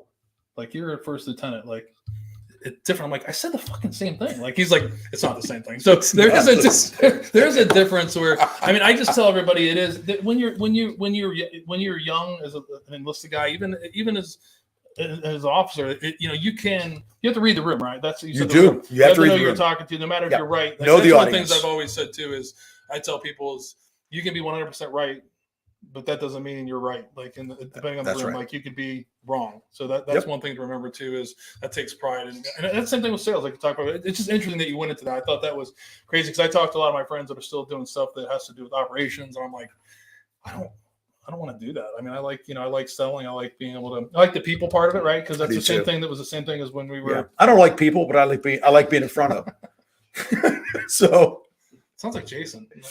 People. He just likes the people. I hate people too, actually. But no, I mean, but I like the relationships you have with people. Like I don't hate all I people, do too. but but it is fun with sales. You are, you're. I think the interesting to me is always you're sometimes making someone do something they don't want to do or buy sales. So there's a power. That's part leadership. Leadership in sales is people do something because you want them to do, but it's because they end up wanting to do it. Right. But you somehow help them make them want to do it. And you feel good about that. You do feel good even about if you that. I remember like a customer that says no, and when they finally say yes, you're like, I knew I'd get you, Kyle. I knew it. I mean, there's a part of like a power that comes from it. And then, obviously they always tell service members, and I'm serious about it, is sales. You can do well in sales, right? If you're good at it, you can do well. That's one of the things too with, I found was interesting about operations is it kind of goes back into the Army and Marine Corps rank structure. You get paid at a certain level at certain things. When sales, if you go out there and you can hunt and kill, that's right. You get paid good money. And that's always it's a good thing. Yeah, money's good. I'm okay with it. More money is always better, but that's it's okay. Yeah. But so what was your favorite part of sales then? You kind of talked a little bit about it. I kind of I think my favorite part was seeing the light bulb come on for people. Like so I was doing sales training. I was teaching business to business sales teams who mostly worked in like technology solution sales. I taught them how to work with their clients to build a business case that says, here's why you guys need to spend $10 million. The financial reason, the strategic reasons, the risk reasons, the other intangibles. And when the light bulb goes off, when you're in a 3-day workshop and somebody goes, oh, I get that, and now they know how to have that conversation at the C level. And then all of a sudden you get a note 6 months later, I just closed a $7 million deal. And without your help, I never would have had a chance to even get in the room. That's what I loved about it for me. Because I was a teacher. I was training people how to sell at the executive level. And that's what I loved when the light bulb went off. So it's interesting. We're going to hit on another part. We're going to bounce around a little bit because we're now through your sales thing. You talk about teaching, coaching. Yeah. So one of your big things you've been doing now 31 years, right? Yep. Going on year 32.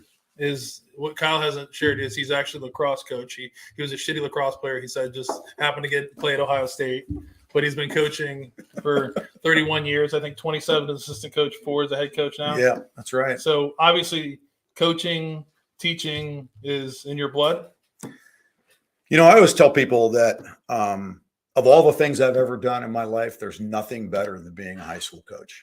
And I absolutely believe that. I mean, it is, you get kids that are 14, 15 years old.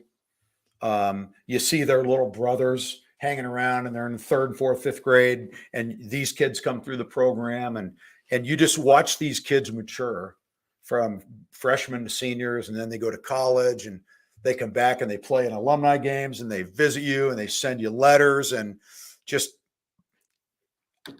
there's just nothing better. I mean, I just better than being a Marine Corps aviator. Yeah. Interesting. Yeah. But you've also taught at one. I think what's interesting too, you coached at the same place, right? I have, which is crazy unusual. That's another thing that you have some very unusual things. But 31 years at the same school. Yeah, they're not. You're at St. Charles. That's not very normal, they're right? not very smart. They should have fired me a long time ago. I feel like you have some tenure they can't grade it. Like we can't grade it, Deadeye. You know what this guy used to do? No, it's being a that's Marine, a long time to be in one place, right? It is. You know what? I'm really fortunate. I'm in a great spot for me. I think people, a lot of my parents would say or agree.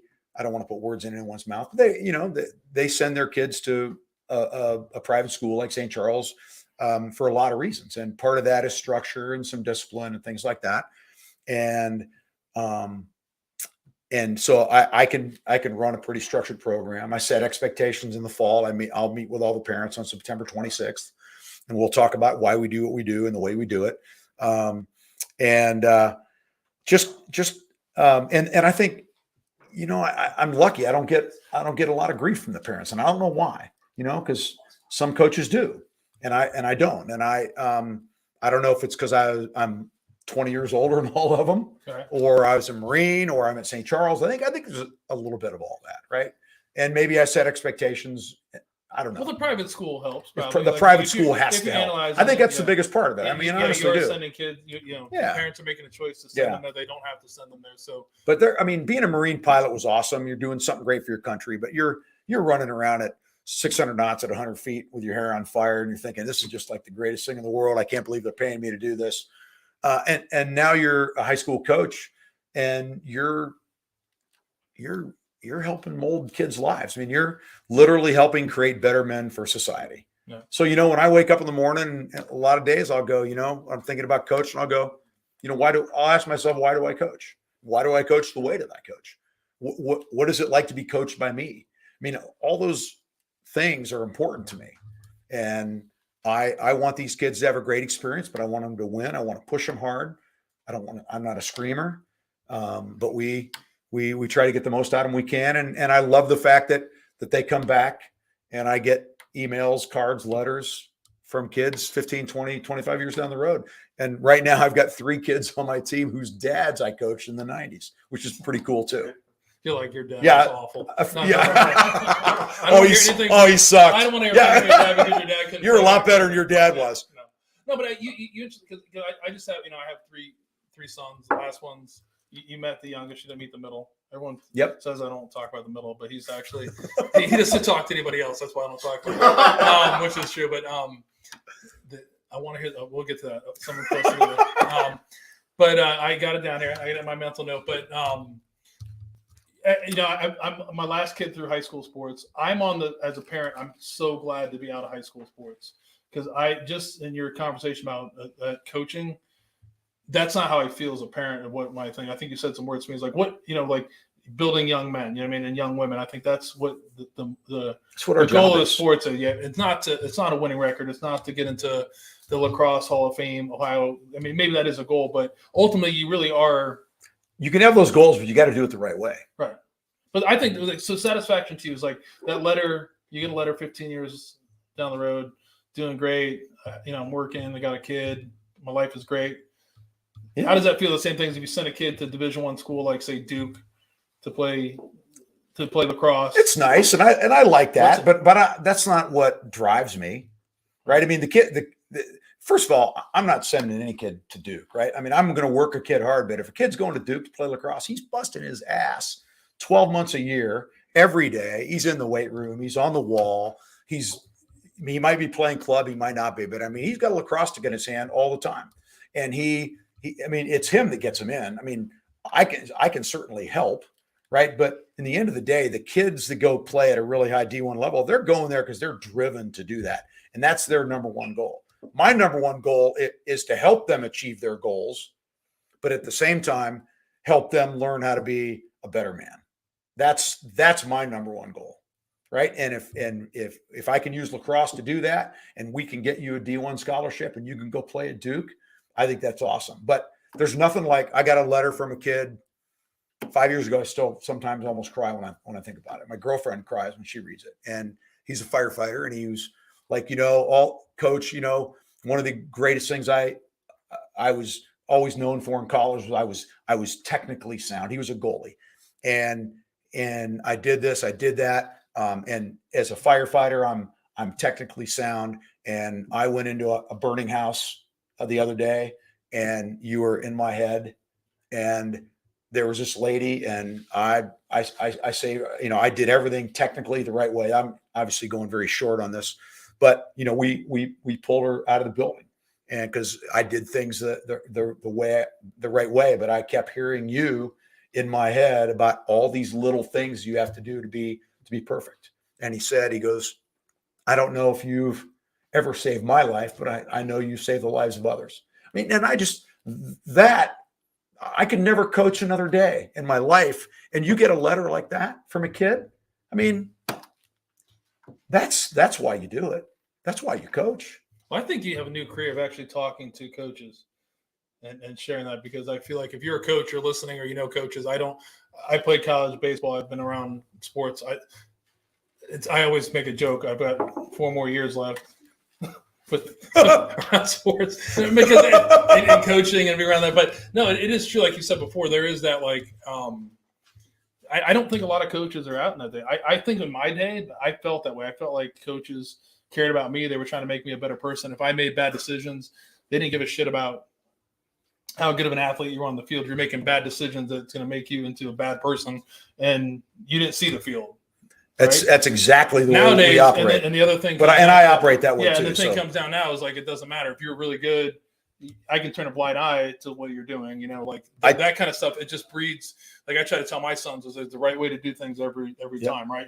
You're not going to do it right every time, but if you don't do it right, there's consequences. If you don't show up at the practice on time, there should be a consequence, regardless if you're. I agree. If you're the starting goalie or not. Sure. If you don't, what you start to do is that person learns that, hey, which is it can happen in the world, but eventually you're. Like you said before, your head is bigger than it is. You've been told all the time you're doing great, you're great, you're great, you're great, you're great. You can do the wrong. At some point, you're not going to be great, right? And then you're going to fall back and be like, well, I was glad to do all these things, but you're not great anymore. You're not the best person doing anymore. But I think as a coach, I see too many coaches in my mind. They're not all of them. There's some really good coaches that are out there, but that your goal isn't to you're not your goal, but your legacy is not how many kids you put into collegiate programs, is how many, team players you create in the world, whether it's male or female, that go out and can go, when they get out of work, they become a fireman, they become an accountant. They know how to. They just become work good as a people. Team, right? Yeah, exactly. And I just feel I think sports is, it's my I'm trying to say, like you said, I don't want to say something that's out on but I have some very strong feelings about some coaches that dealt with my kids that all they care about is themselves, right? And the praise they get, and not I get it. Not building, making my kids, my sons better men. And, hold them, and show them what the world. But they have in a way. Even a bad coach can show you the reality. That's all I tell my kids. There's a shitty coach. If you have the right parent, the parent can say this isn't the way you do things. I've learned just as much from bad leaders about leadership as I have from good leaders. It's just true. That's always that's a good point. I mean, but it is funny to see your passion for the lacrosse. I thought that was going to be a quick thing. They pay you big bucks being a high school lacrosse coach. But no. I wish we had the letter now. I wish your girlfriend could send the letter, and I want to get you. You were getting a little emotional there. I like it. Was I? You were getting a little emotional there. With I try not to cry. There's nothing wrong with crying. It's all right. Marines are allowed to, because we're still men. I can wear pink shirts too. And women. There's women Marines now too. Yes, there are. They're tough too. Some great women Marines. But that's great. So you love. I mean, any idea of coaching until you can't coach anymore, or you I don't want the kids to get scared that they're listening, or the parents you better make it through this year. Do you know how many parents that come up to me that have a kid in the 8th grade and go, you only need to coach 5 more years? You know what? I've got a great group of assistants, And when it's time to turn the program over, it's going to be in really good hands. So I'm not worried about that. But I don't have any plans like to take off. You still love it, right? I love every minute of it. And as a head coach, it's kind of like a full-time job. It's all year. Yeah. So yeah, I love it. Absolutely. So how do you interact with the club? Because across clubs, Yeah, I mean, club, so that's there's like 4 clubs Yeah. in Columbus, and I talk to their coaches sometimes, and I tell my guys that if you want to play club, play wherever you want, play with your friends. Doesn't matter to me where you play. I don't ever push one club over another. Some clubs like to advertise that we put more guys in D1 than anybody else and all that kind of stuff. And I don't really care about that. I think it's more up to the kid. And I mean, clubs get you visibility, right? I don't think club lacrosse makes you, I think all the reps you get in high school lacrosse and how you're driven by your high school coaches, I believe you're going to get more reps and get more improvement playing for your high school team. But the club team, it's more of a showcase. You go play a good tournament. So it's just a kind of a different thing. So yeah, but I think clubs compete like that. They go, you should come play for us because we sent all these guys to Duke and Carolina and Syracuse and Maryland and whatever. I say, you know what? If you got some club coaches you like, go play for them. If you got some buddies playing for club, go play for them. And if you don't want to play club, you can still be a great lacrosse player. Just get on the wall 5 times a week and get in the weight room 3 times a week and run, and you'll be a great lacrosse player next year. Which is interesting. I just think it's such a breath of fresh air. It's too bad you weren't a baseball coach. I mean, like you should say that. But I used to play baseball. Well, the I like thing baseball. you come to is like that's not because right now it's funny. I'm 50, and then you talk about when I played sports, there was no club sports. Like I remember, I remember living in Texas, and my 2 oldest. My dad was visiting, and we were leaving a baseball tournament on Sunday at actually Monday morning at 12:50 in the morning. So we've been out since Friday evening. Yeah. Driving, and we're driving home. It's I got to be to work early in the morning, and my dad looks back at my 2 oldest, and he's like, your dad is your dad's a good guy. He's way better than I am. And I'm like, man, my dad's gonna say something super nice, and he's like, I can't wait to hear this. And he's like, because there's no fucking way we've been out here the whole goddamn weekend. In the heat like this, watching baseball and getting home at 1:30 in the morning. It's no way. I'm like, he just ruined it. The kids are just it's I love it. It is a balance because it's a different thing that's happened now. And I think what you said is important. In any sport, you still can be really good if you're driven. It doesn't matter what you're doing. And they're all the same. Whether it's lacrosse, soccer, baseball, hockey, you just got to put the work in. And if you have the natural talent, it's, people are going to find it, They will. Yeah. And I'm a multiple sport guy. I mean, I want guys to play other sports. Yeah. I love our hockey guys, our football guys, some wrestlers, basketball players. I mean, cross country guys can run forever. So, I mean, I want our guys to not, I mean, if you love lacrosse and you want to play it 365 days a year, that's fine. I think guys get burned out. Yeah. I've seen a lot of guys go to college, play a year or 2 in college, go, yeah, I'm done. I've been playing since I've been 6, right? But the guys that play multiple sports tend to last a little longer. Yeah, but there's a statistic about that too. That really multiple sport athletes tend to do well. It's better mentally and physically. You look at top colleges where Division I athletes, the top ones, they play multiple sports. Yeah, I mean, Ohio State, I think 95% of kids on their football roster played multiple sports in high school. Yeah. Which is good. But that parent, you're told. But by some coaches, you're told. Some coaches say you got to do it all year. If you're not doing it, you're not doing it under my watch. You're wrong. I hate those coaches. I commend you for doing that, and I think being the coach for the right reasons, which is to build a better human being, right? And yes. At that age, so it's time to go to whiskey now. Are you ready to go to Sure. Go to bourbon? You ready? Yeah, we can do that. So your friends brought something. We got another clean Glen for you here to go into. Okay, all right. Right. This is going to be a little bit rougher than what you. Okay. Did. I mean, it's not the best foolproof pick I ever had. Okay. I know the guy. I'm kidding. It's inside joke. Did Jim rant? Jim. This is Jim. So okay. It's an inside joke. He knows what I'm talking about. So, but we're gonna have Willow Foolproof, which is our friends at Zaftig, big supporters of ours. If you came out to the event a couple weeks, or actually it's longer than that. It's almost a month ago now. Yeah, a month ago. The event. We want to thank Jim for helping us out with that thing, giving us some great beer to to share with some great people out for a great cause. So, and Zaptig is always one of my favorite places to go. If you haven't been there, you need to go see the guy Jim at Zaptig. Great place, great beer. But Agreed. Great people. Great. I love the place. Gets that. So we're going to talk about. We're going to have their pick. Okay. I think it was their first pick they ever did. Okay. So this is the Buffalo Trace product, and if you're listening and you don't know what Buffalo Trace is, then you're not really into whiskey, or you just block it out. One of the two. It's either that. But Buffalo Trace is pretty well known. It's located in Frankfort, Kentucky. It's owned by Sazerac since 1992. It's been known by many names. George C. Stagg Distillery, Old Fashioned Copper, OFC Distillery. Its namesake brand is Buffalo Trace, which everybody knows if you're in the bourbon world, which was introduced in 1999. And the distillery claims to be the oldest operating distillery in the United States, because they did actually distill through Prohibition. And it gave them the name Buffalo Trace because it refers to the antique buffalo crossing at the banks of the Kentucky River in Franklin County. The Weller Full Proof, which we're going to have, this is a private barrel pick, but the Weller Full Proof brand came out in 2019.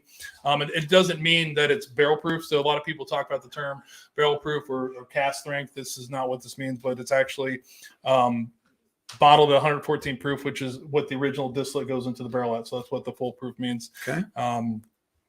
This mash bill is the same mash bill that's in Pappy Van Winkle, E.H. Taylor. Oh yeah. All the ones that everybody knows. Some very tasty and expensive bottles to get your hands on. So this mash bill is kind of interesting. It's flashing across there, but Buffalo Trace and Sazerac did not share with their mash bills, but this is their wheated mash bill. And again, we'll talk about this as a Zaptig private barrel, non-age stated, but generally these barrel picks. Do you remember how it was? I think it was somewhere between 10 and 12 years, I believe. That old? Okay. Generally they're like 6 to 8. I think Jim's making that up, or they're showing. I'm kidding. We're giving a hard time. No, it just depends on where you go there. Yeah. It just depends on when you go and do the pick. But like I said, full proof, 114 proof. And again, the mash bill is Buffalo Trace's wheated mash bill, which is undisclosed. But this is going to be a little bit, harsher. But hopefully you have to go back to your Marine Corps Aviator days. Back maybe when I was slamming tequila shots. Yeah, and maybe what's the G suit or something to help. Yeah, maybe I'll need the G suit. Okay. But Weller, a weeded guy. If you like weeded whiskey, you'll probably like this. It's a little smoother. Okay. I don't know. I'm gonna find out in a minute. Give us a sip. Okay. You can't wait. I was waiting for you. I got it. These guys are waiting for the bottle now.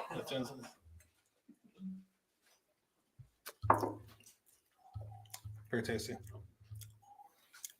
Yeah, I like that.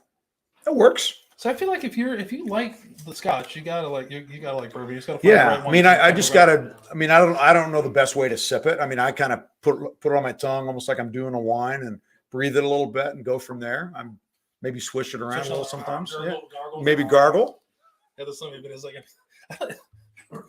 you've never even gargled. That would be pretty impressive to watch somebody gargle with it. No, what I recommend is you don't do that and come out of your nose. That's good. That'll burn. But yeah, we don't want that. We don't want that. No, but I feel like if you have that, because I think there's some stuff in here that I got the same thing. I got a little bit of them.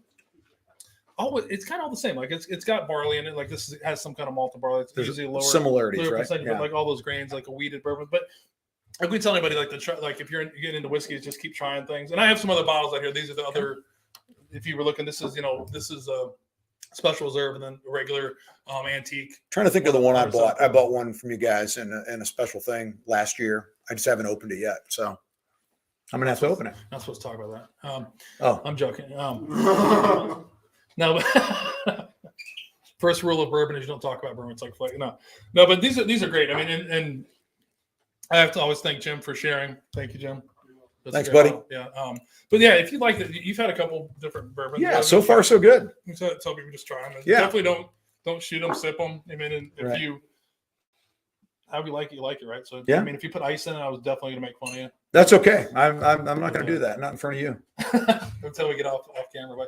But someone was commenting on the flag in the background about the Marine Corps flag. Yeah, that was awesome. There. We put the Marine Corps flag up. We did. I think that was a great touch. And somebody said Che is number 2. Che is way lower than number 2. I like the St. Charles comments. You got to love that. What is that? What is the St. Charles? Yeah.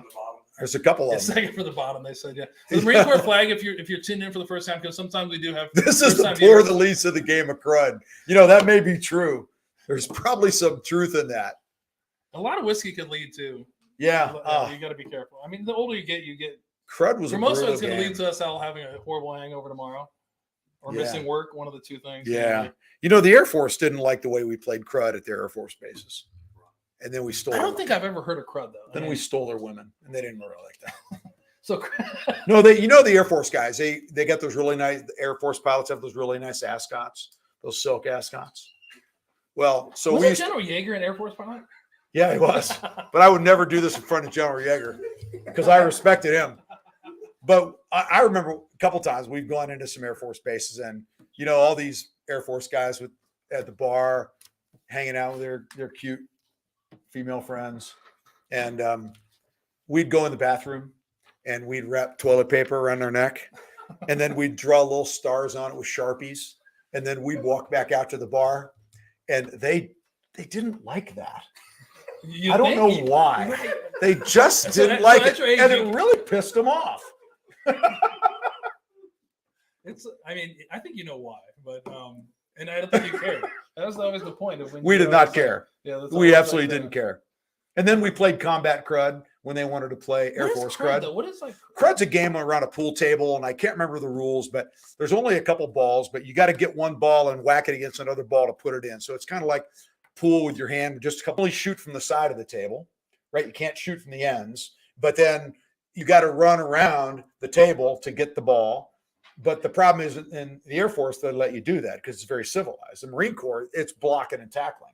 And so you can't get around the table unless you're bloody.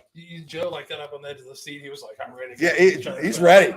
We could put. I mean, the ping pong table behind us is covered with. I don't want to dump the whiskey. food. That would be we'd have to move food on abuse. stuff. We could Yeah, try ping pong though. right. But I never heard of that game. That's always Crud was great. It was a great game. So we talk about aviators now. You were Navy Marine Corps aviator. Yeah. So who do you make fun of as aviators? Like the Air so Force. The Air Force always. Air Force Always. care. Yeah, and the Navy too. Sorry, boys. You know, actually, we like the Navy pilots. They go through the same training we did, but you know, the Navy. It's kind of like think about the Marine Corps obstacle course.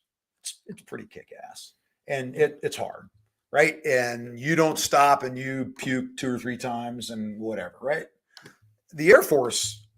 It's like, you know, those guys that get like benches every 50 yards, so they can stop and smoke a cigarette, you know, and the Navy's somewhere in between, right? So we just kind of go there. Do you ever look at your age though and look at see people doing obstacle courses?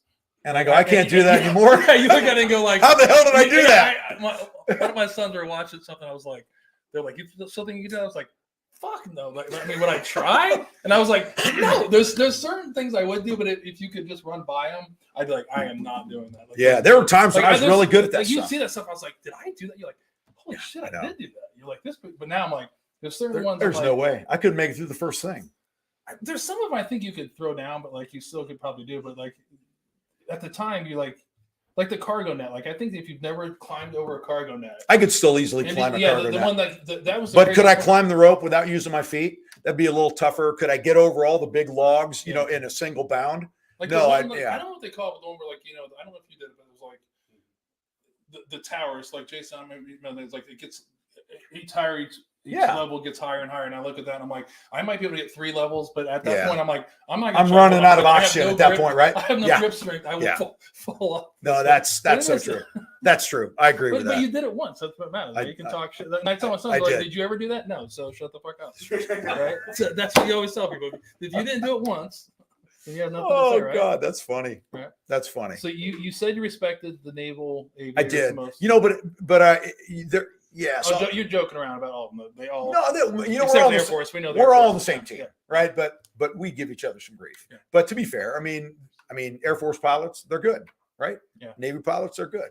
Army pilots are good. You have to be, or you die. Yeah. Right. Oh, So, exactly. but we always think we're the best, right? But I mean, it's an interesting dynamic too about, you know, being a Marine. I'll tell you a story that I don't think anybody in here knows this story. And oh God, get ready, guys. Get your recorders. I'm probably. Oh, it's already be recording. It's all I'm right. probably. It's probably going to come back to me. That's all right. But I just graduated from flight school. I thought I was hot shit. Right. I had a USS Lexington baseball hat on the back of my red Volkswagen Scirocco, and I stopped and visited my college roommate in Dallas, and I was heading east on I-20, I think it is, or 10. Is this the Seal Star?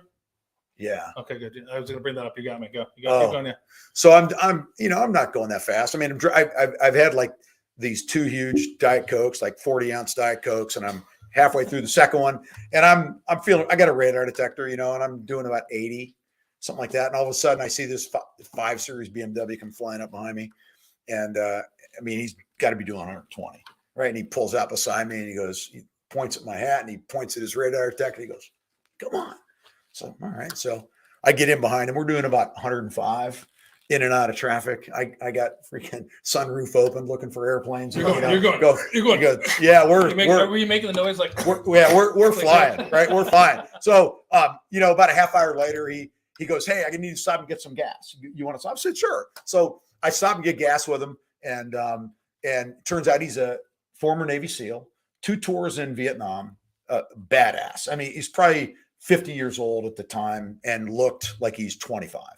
And he goes, yeah, I'm president of some company and I'm heading up to Arkansas to do some fishing. And we're just talking, having a great time. He goes, hey, you want a couple coolies for the road? I'm like, sure. So he hands me a 6-pack of probably Lone Star in the smallmouth bottles, because you could drink in Texas and drive in 1983, as long as you're not above the legal limit, right? So we're cruising along, and I've gone through about 3 of those, and we're flying out of traffic. I'm like, God, I gotta go to the bathroom, because I never went to the bathroom, and I drank like 2 huge Diet Cokes, and now I'm 3 beers in. So I'm like, oh, this is bad, and I can't believe I'm telling this story. So more whiskey, please. I'm not telling a Navy guy that a Marine's got to stop over and take a leak, right? So I'm going, okay, I got gym shorts on. I got this little smallmouth bottle. I'm like, do you think I can, as I'm driving like this at 100 miles an hour in and out of traffic, I'm going, do you think I can pee in this bottle? Of course I can't, right? And it's it's coming all over my legs and my sheepskins. We had sheepskins on our cars back then. And I'm like, oh, this is horrible. I'm like, I'm going to die. I'm going to have to pull it. Oh, no, I got this old thermos. And I'm thinking, this is awesome. I got everything I own in the back of my car. And my buddy, Chris Cook, I had a big thermos. He'd broken the glass out of the inside. That's before Yetis, obviously. And so instead of a quart, it was like 2 quarts. So I'm back here in the car and I'm reaching back and I'm looking. And finally, after a couple of minutes, I find the thermos under a bunch of stuff and I pull it out. I took off the lid. I'm so happy. I just kind of like that. And I'm driving along and I'm smiling, doing 105 miles an hour, looking out the top of the car. And it's like, oh, it's filling up. I feel so good. And I'm going to have to tell this Navy guy that I got to pee. And I held it up and I'm like, oh God, and I was just getting ready to put the lid on and the seal on the bottom broke. And it just came flying out all over my lap. And I'm like, oh my God. And I'm kind of an environmental guy. So I'm like, I'm not going to chuck it out the window. So I said, I'll just put it in my left hand and I'll put it out the window and dump it out. Well, what happens at 100? It comes right back in your face. And I had almost a half gallon of pee in my face. And 5 minutes later, the guy goes, hey, I got to stop and take a leak.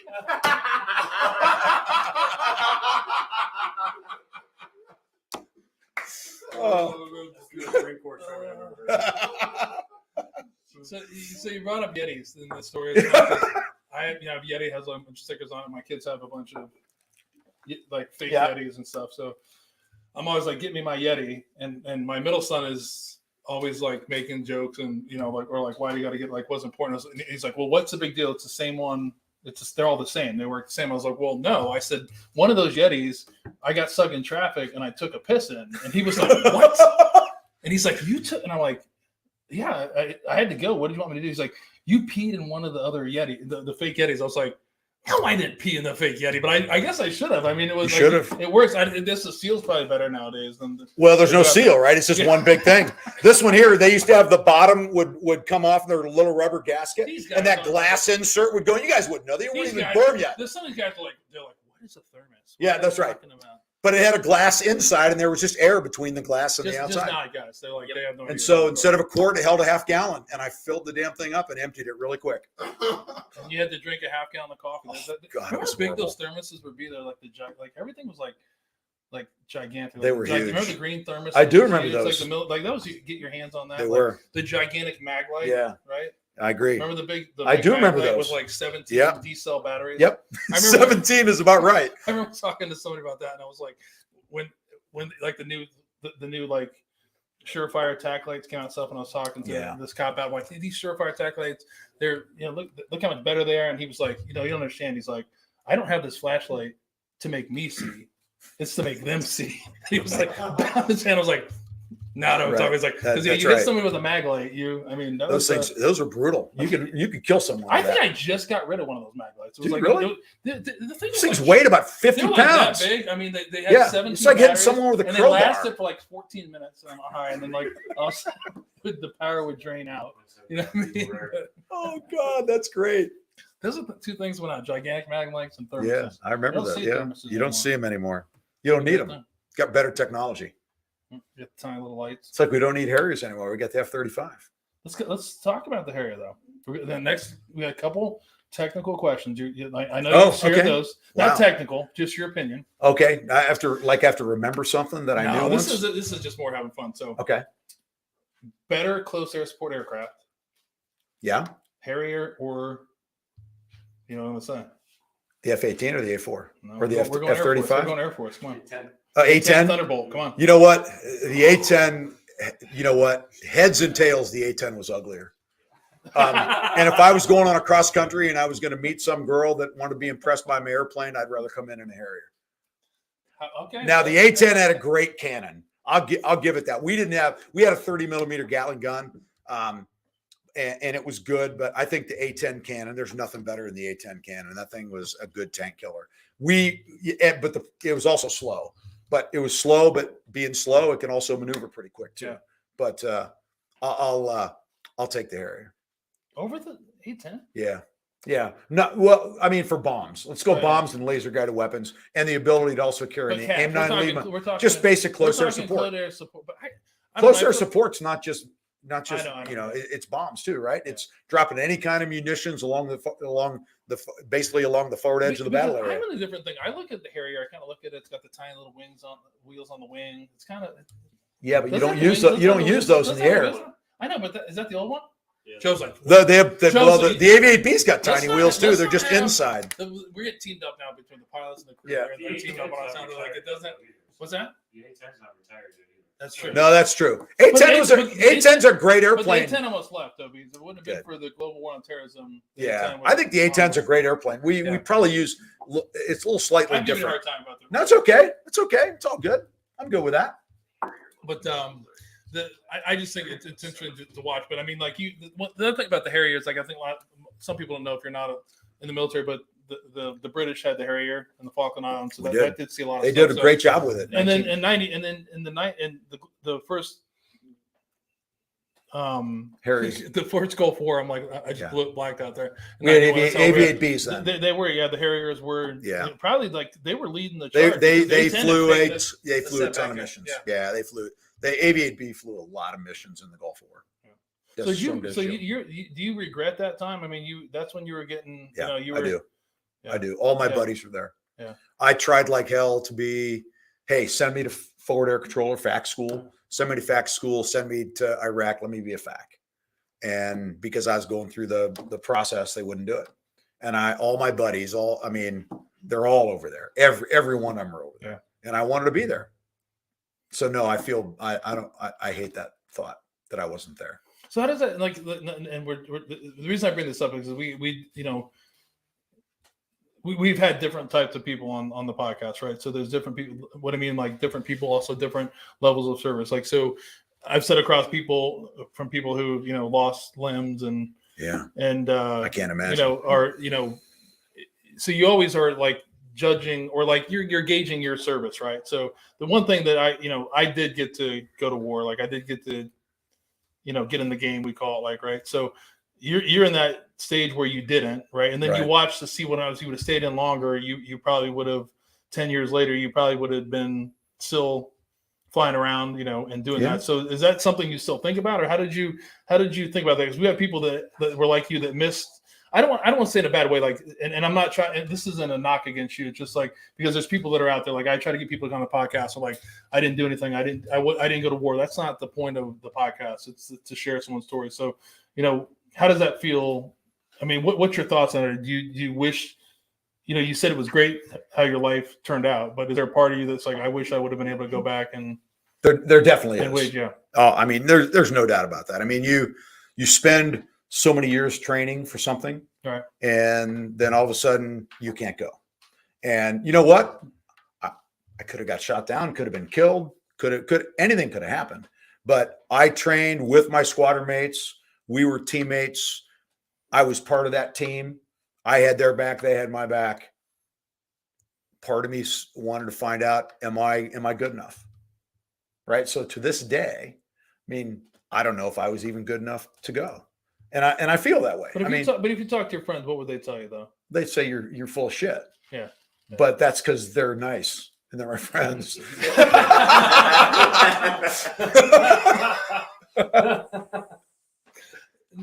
No, I mean, no, I think and this is why I bring up some of these things now. As we progress in the show, this is what we want to talk about. These are things that are real. Like, I think a lot of people don't understand what we're saying. Like, there's someone that says like, there's a part of me, like we just talked about Andrew's back. There's a part of us, I don't care who you are. I was like, we want to be where he's at. We still want to be making a difference. We want to do that. So like to miss out on something is something we never forget, right? Like we used to, like we would be mad if we weren't deploying. Like Jason's like not me, right? Jason, he's ready to go. But there's he's still in the young. He'll feel this way some way when he's old like us. He's still a baby. But I don't think he'll feel the same because he actually did get to do that. But I just think it's an important thing with veterans is if you're listening, and I say this before, I think your friends aren't full of shit. Some of the things you've said before, just to your friends now, I don't feel like you associate with people that bullshit you and tell you what you want to hear, right? So I think like when your friends tell you that you could have, held your own and you should listen to that. And I tell it not just you, but anybody that's listening, if you missed out on it, if you got out before, you didn't re-enlist or you did something else that, if you were trained the right way, you were going to do what you're supposed to do.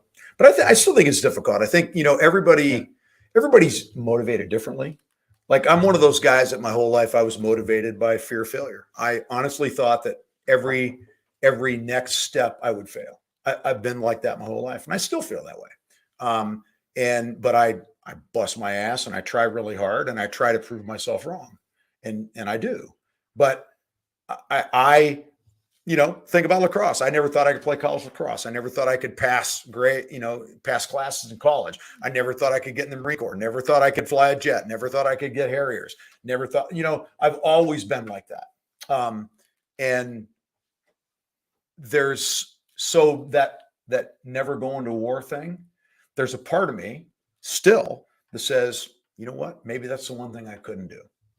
But I mean, I'm just being honest. No, that's what you want to do. I absolutely honest. I just think at the point of like, there's some things that you'll say is, I get it. Yeah. You got a track record here. I mean, I said, yeah, I do. But everybody fails sooner or later.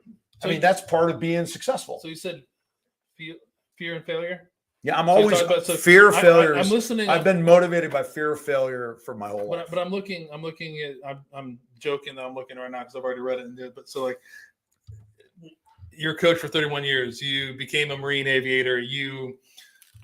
There's some things, but hopefully we get a chance to talk about it. This is almost like one of those part two things. But like you've become a philanthropist. You've involved yourself in a lot of things. You've been a successful business owner, right? So I don't hear a lot of failure going on, right? So tell us something you failed about. You talk about fear of fail. Like, what is something that you consider your failure? Like, and forget about not going to war. That's an easy one to say. Like, I didn't go to war, so that's my failure. But like, what's something you failed at? Because I'm looking at you as a person that I've met a couple hours. just on paper, I feel like you've been. I think there's always been like micro failures that, you don't think about. Like, I mean, I've been in sales and I've lost a deal, or I've had a bad flight in the military and almost killed myself. And, I've done little things along the way within my careers that you certainly learn from, because you're getting talked to the CO that I'm not coming to your funeral, because you're stupid, So I've had little failure points. I mean, all my life, but you tell yourself, okay, what did I learn from that? You let yourself get pissed.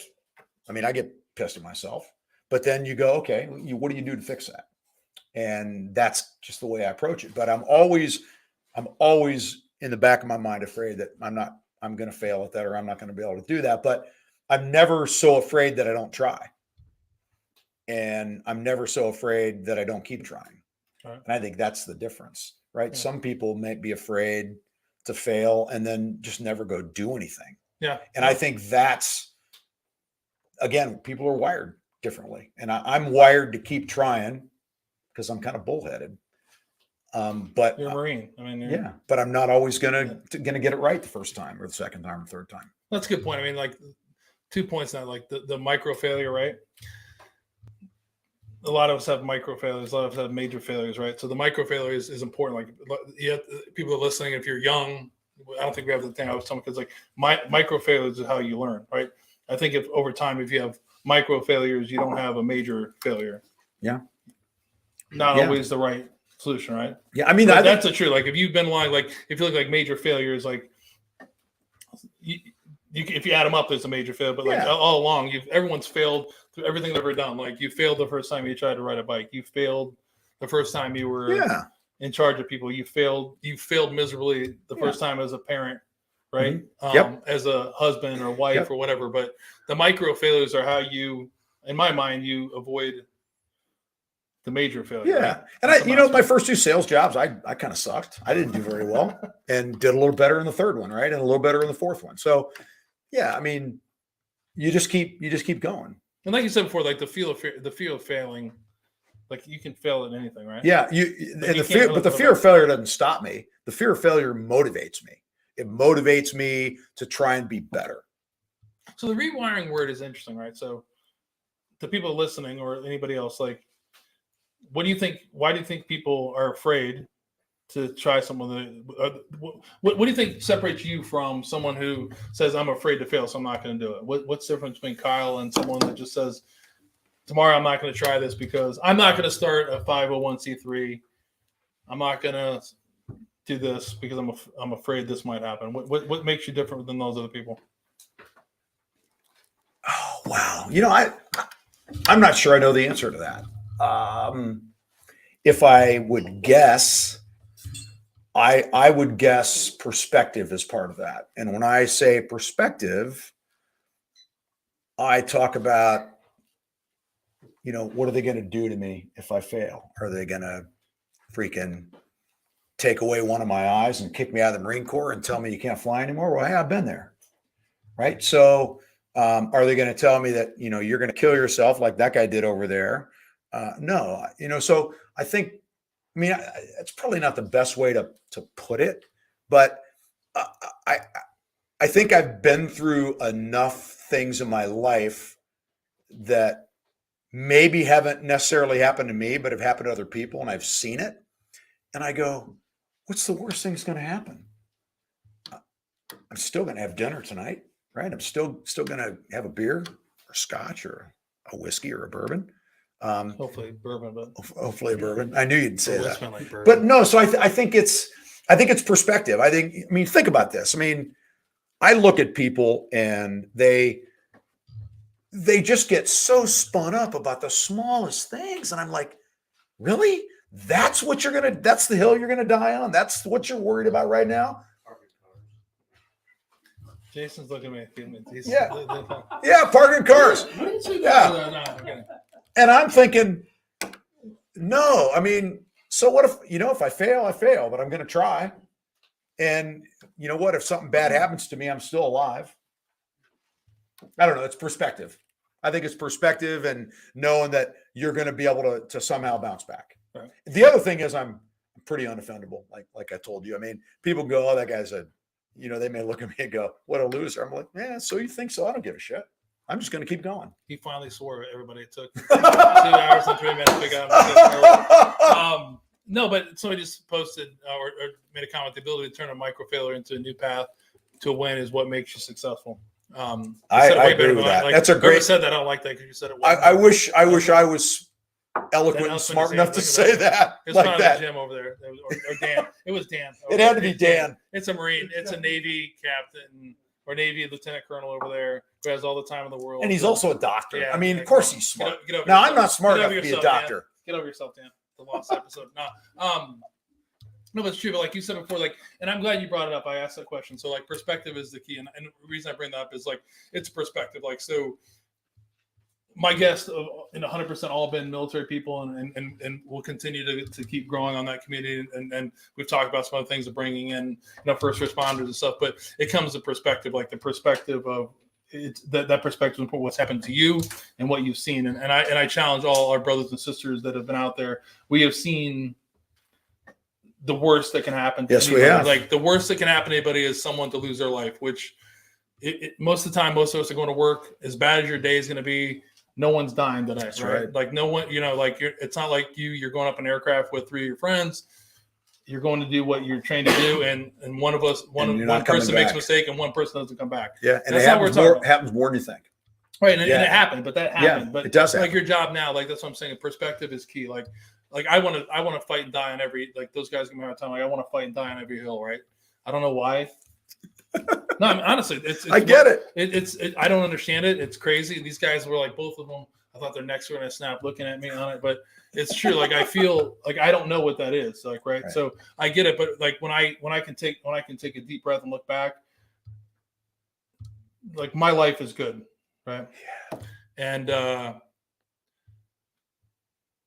And hopefully I've seen the worst.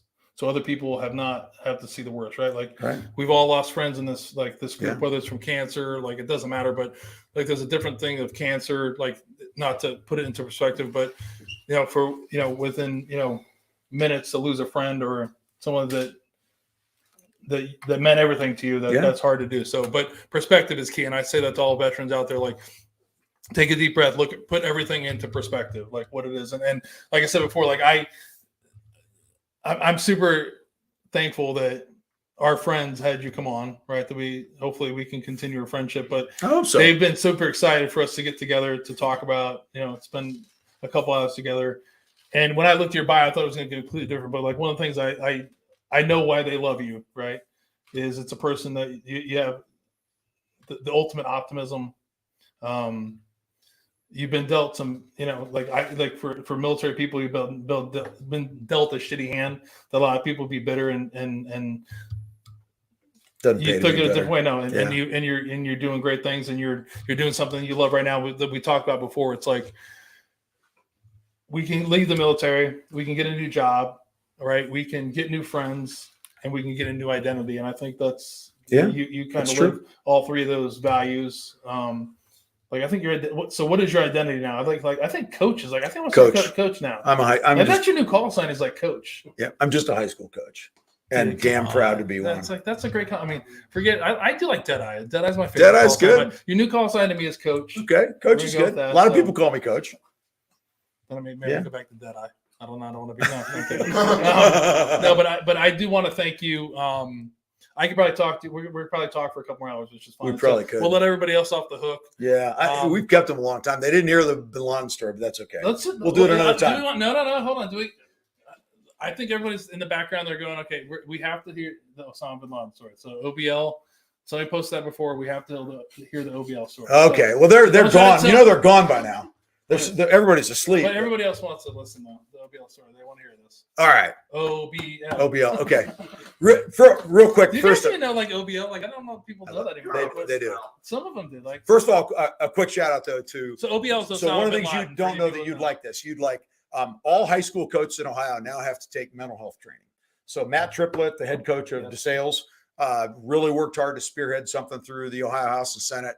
And now all coaches have to take mental health training so we can recognize the signs and help kids, prevent kids from So are committing these suicide. coaches paying attention when they're doing this? Because I hope so. And it's a big deal. Me as an old coach, I talk about that with our kids, right? All the time. I talk about suicide and mental health and all that kind of stuff. And because those kids are, their pressure is on them. It's unbelievable. Huge. So Osama bin Laden. So you might have heard him. All right. So here we go. So this was it was a Friday afternoon, done with practice, got about 60 kids there. I can't remember the year, 2011 or 12. Anyway, whatever year we got bin Laden. So I told the kids, I said, hey guys, I'm going to miss the Thomas Worthington game next week. I should be back, Friday probably. And so, go kick some ass, have some fun. And they're like, Coach, where are you going to go? So I'm just going to the West Coast. And it's like, no, Coach, really? Come on. Where are you going? And I said, no, I'm really going to the West Coast. And then one of my defensemen, Ace, who's now a doctor, said, Coach, level with us. Who are you going to go kill? And I said, you're going to read about it in a couple of days. So I fly out to California. And because they thought I was some kind of mercenary because I was still in shape. They look at my website and they don't have any idea what I do. And they see a couple recommendations on there and they go, that's all fake. That's all fake, right? It's a front. So I go and it's Monday. I'm in Northern California. I'm in a restaurant. It's a TV up here. And I'm with like 8 of my colleagues. And then I see that we got bin Laden. And I started chuckling. And everybody's looking at me go, what is going on? And I told them the story. And I said, I guarantee that my kids right now are going, oh my God, Coach. And by Tuesday, I'm getting texts from a couple people, like, what's going on? Are you really in California? And so I come back on Friday and the kids are watching film and I go in the back locker room door. And it just clicks. And the closest kid's about you, but he's facing that way. And the door clicks and he kind of does one of these. And he goes flying up and he turns and looks at me and his eyes were as big as your head. And he goes, Coach, you got him! And all the kids, they all stood up, they all rushed me, and they're just pinging me with questions. Coach, you said we were going to read about it. And finally, I got them all quieted down, like 60 kids. And I just looked around the room really slowly. And then I went, I didn't pull the trigger. And they went ape shit. They went, but you were there. And anyway, that's the bin Laden story. And there's still, what's funny about the bin Laden story, there's a lot of people that still arguing about who actually did it. That's true, except the guy that did it. He tells everybody. Supposedly did it. Yeah, supposedly. Yeah, which is crazy. Yeah, there's a lot of I listen to a lot of podcasts. It's funny, but that's a great story. Like, did you ever tell him that? Did you ever tell him you didn't? No. The funny thing is hey, if you're so remember like outside of the Baghdad airport 3 or 4 years ago, we got al-Baghdadi, and one of my players whose oldest kid was on that team when bin Laden told his mom, he goes, I think Coach Andrews was on a business trip. Yeah, I mean, they still talk about it. It's crazy. God. All the parents are like, that's great. If you're, I think that's I did not see that the OBL story going that way. No, that's funny as hell. That's a great way to end it. I think it is a good way. I think we're going to end episode. Your part. We actually, if you watched before, Kyle's kind of new to the page and what we're doing. So tonight, we're going to go into the part that I hate most about the podcast, but the reason why I started was to help deal with veteran suicide. So tonight we're going to move in. At this point in the night, we're going to move into honoring one of our fellow Patriots who, like we said before, that made a bad decision. And like we said before, many times during this conversation tonight is that, perspective is key. Like take a check of perspective. But like we talked about in Ports of Patriots, you need to, be there for your friends and family or whoever it is. Also be resilient and just find that person that you need to talk to not make a bad decision, what I call it. So tonight we're going to honor U.S. Marine Marine Corps Lance Corporal Timothy F. Ryan III, 23 years old. Tim took his life on May 7th, 2011. He was born July 23rd, 1987 in Stonewall, Massachusetts, and was raised in Wilmington, Massachusetts, where he graduated from Wilmington High School in 2005. After graduating from high school, Tim enlisted in the United States Marine Corps as an infantryman. Tim was a proud Marine and served his country faithfully, serving 2 tours of duty in Afghanistan in support of Operation Enduring Freedom. Tim was honorably discharged in December of 2010. According to his family and friends, Tim was a real guy's guy. He loved sports, including football, soccer, and baseball. He was a huge Red Sox fan. Sorry, Tim, I'm a Yankees fan, but he enjoyed fishing, skiing, and outdoor activities at his home in Maine. Tim was a true friend. He was kind and loyal. His sense of loyalty was unquestionable. He would go out of his way to help anyone. Tim was a man of integrity, and his word was worth more than any contract. He was truly a special person, and people were drawn to Tim. His love for his family was the most important thing to him. He loved his family very much and enjoyed spending time with them, especially his younger kids. He loved kids, and they loved him. So kind of goes back to, this is always weird when I picked this person. I don't know. He could have been one of my lacrosse players. Yeah, which is awesome. So Tim is survived by his parents, Ann and Timothy, sister Jessica and Christina, grandparents Rose and Patricia, and other family members. And again, if you're like Tim or anybody else, or you know anybody else that needs to talk to someone, you absolutely need to contact the Veterans Crisis Hotline at 988 or dial 1-800-273-8255 and press 1 or text 838-255, or you can actually chat online now with veteranscrisishotline.net/chat. So again, Kyle, I want to thank you for coming on. It's a pleasure to finally meet you. I think the Thriller in Manila is over. I felt like everyone was hyping something up. Now I know why. It's I hope it at least got 10% of the hype. No, it was great. I mean, it's just funny to have mutual friends and like you connect with someone that we've never met before, and that's one of the exciting things about that your perspective on everything has been great. And thank you for everything you've done. Thank you for your service, which is most important. And we're gonna end. We have to end. We start with a quote, end with a quote. So I had another quote. It's not. I don't want to put it up there, but Chesty Puller. Don't put that one up yet. Are you gonna put it up? Josh he's fast. So I love Chesty. Put Chesty up first. So we'll do that. We'll do 2. We'll end it with 2. So. The other Marines will enjoy. I got a shout out to the Marine Corps, but he said, and this ties you because you're all old breed, new breed. There's not a damn bit of difference so long as it's a Marine breed. Love it. And by the way, Art Knowles, Chaos, great friend of mine. Right. So owns the only civilian Harrier. Yeah. Oh Chaos is a good buddy of mine. He's been ruining all of my stuff. I'm sorry. No, go ahead. I just told you that guy's a good buddy. Go ahead. Forget it, everybody. Just ruined it. No, please read that. The final quote. This is what I love about this. No, so here's the final quote from Art Knowles, who's Kyle's best friend. He just ruined the thunder of the only private person who owns a Harrier jet. Way to ruin my whole thunder. I'm such a dick. You're such a dick. Dude. I'm such a dick. So he said, I had the great fortune to fly about 75 different type model series of airplanes, most of them pretty exciting. The F-18, F-16, but my absolute favorite has and always will be the Harrier. So thank you, everyone. Thanks for coming and listening. Thanks for coming on, Kyle. Thanks for having me. We'll see everybody in a couple weeks. Thank you. Thanks, you guys, for bringing them on. Yeah, thanks, guys. Thanks for doing my thunder, and we'll see you guys in a couple weeks. Thanks.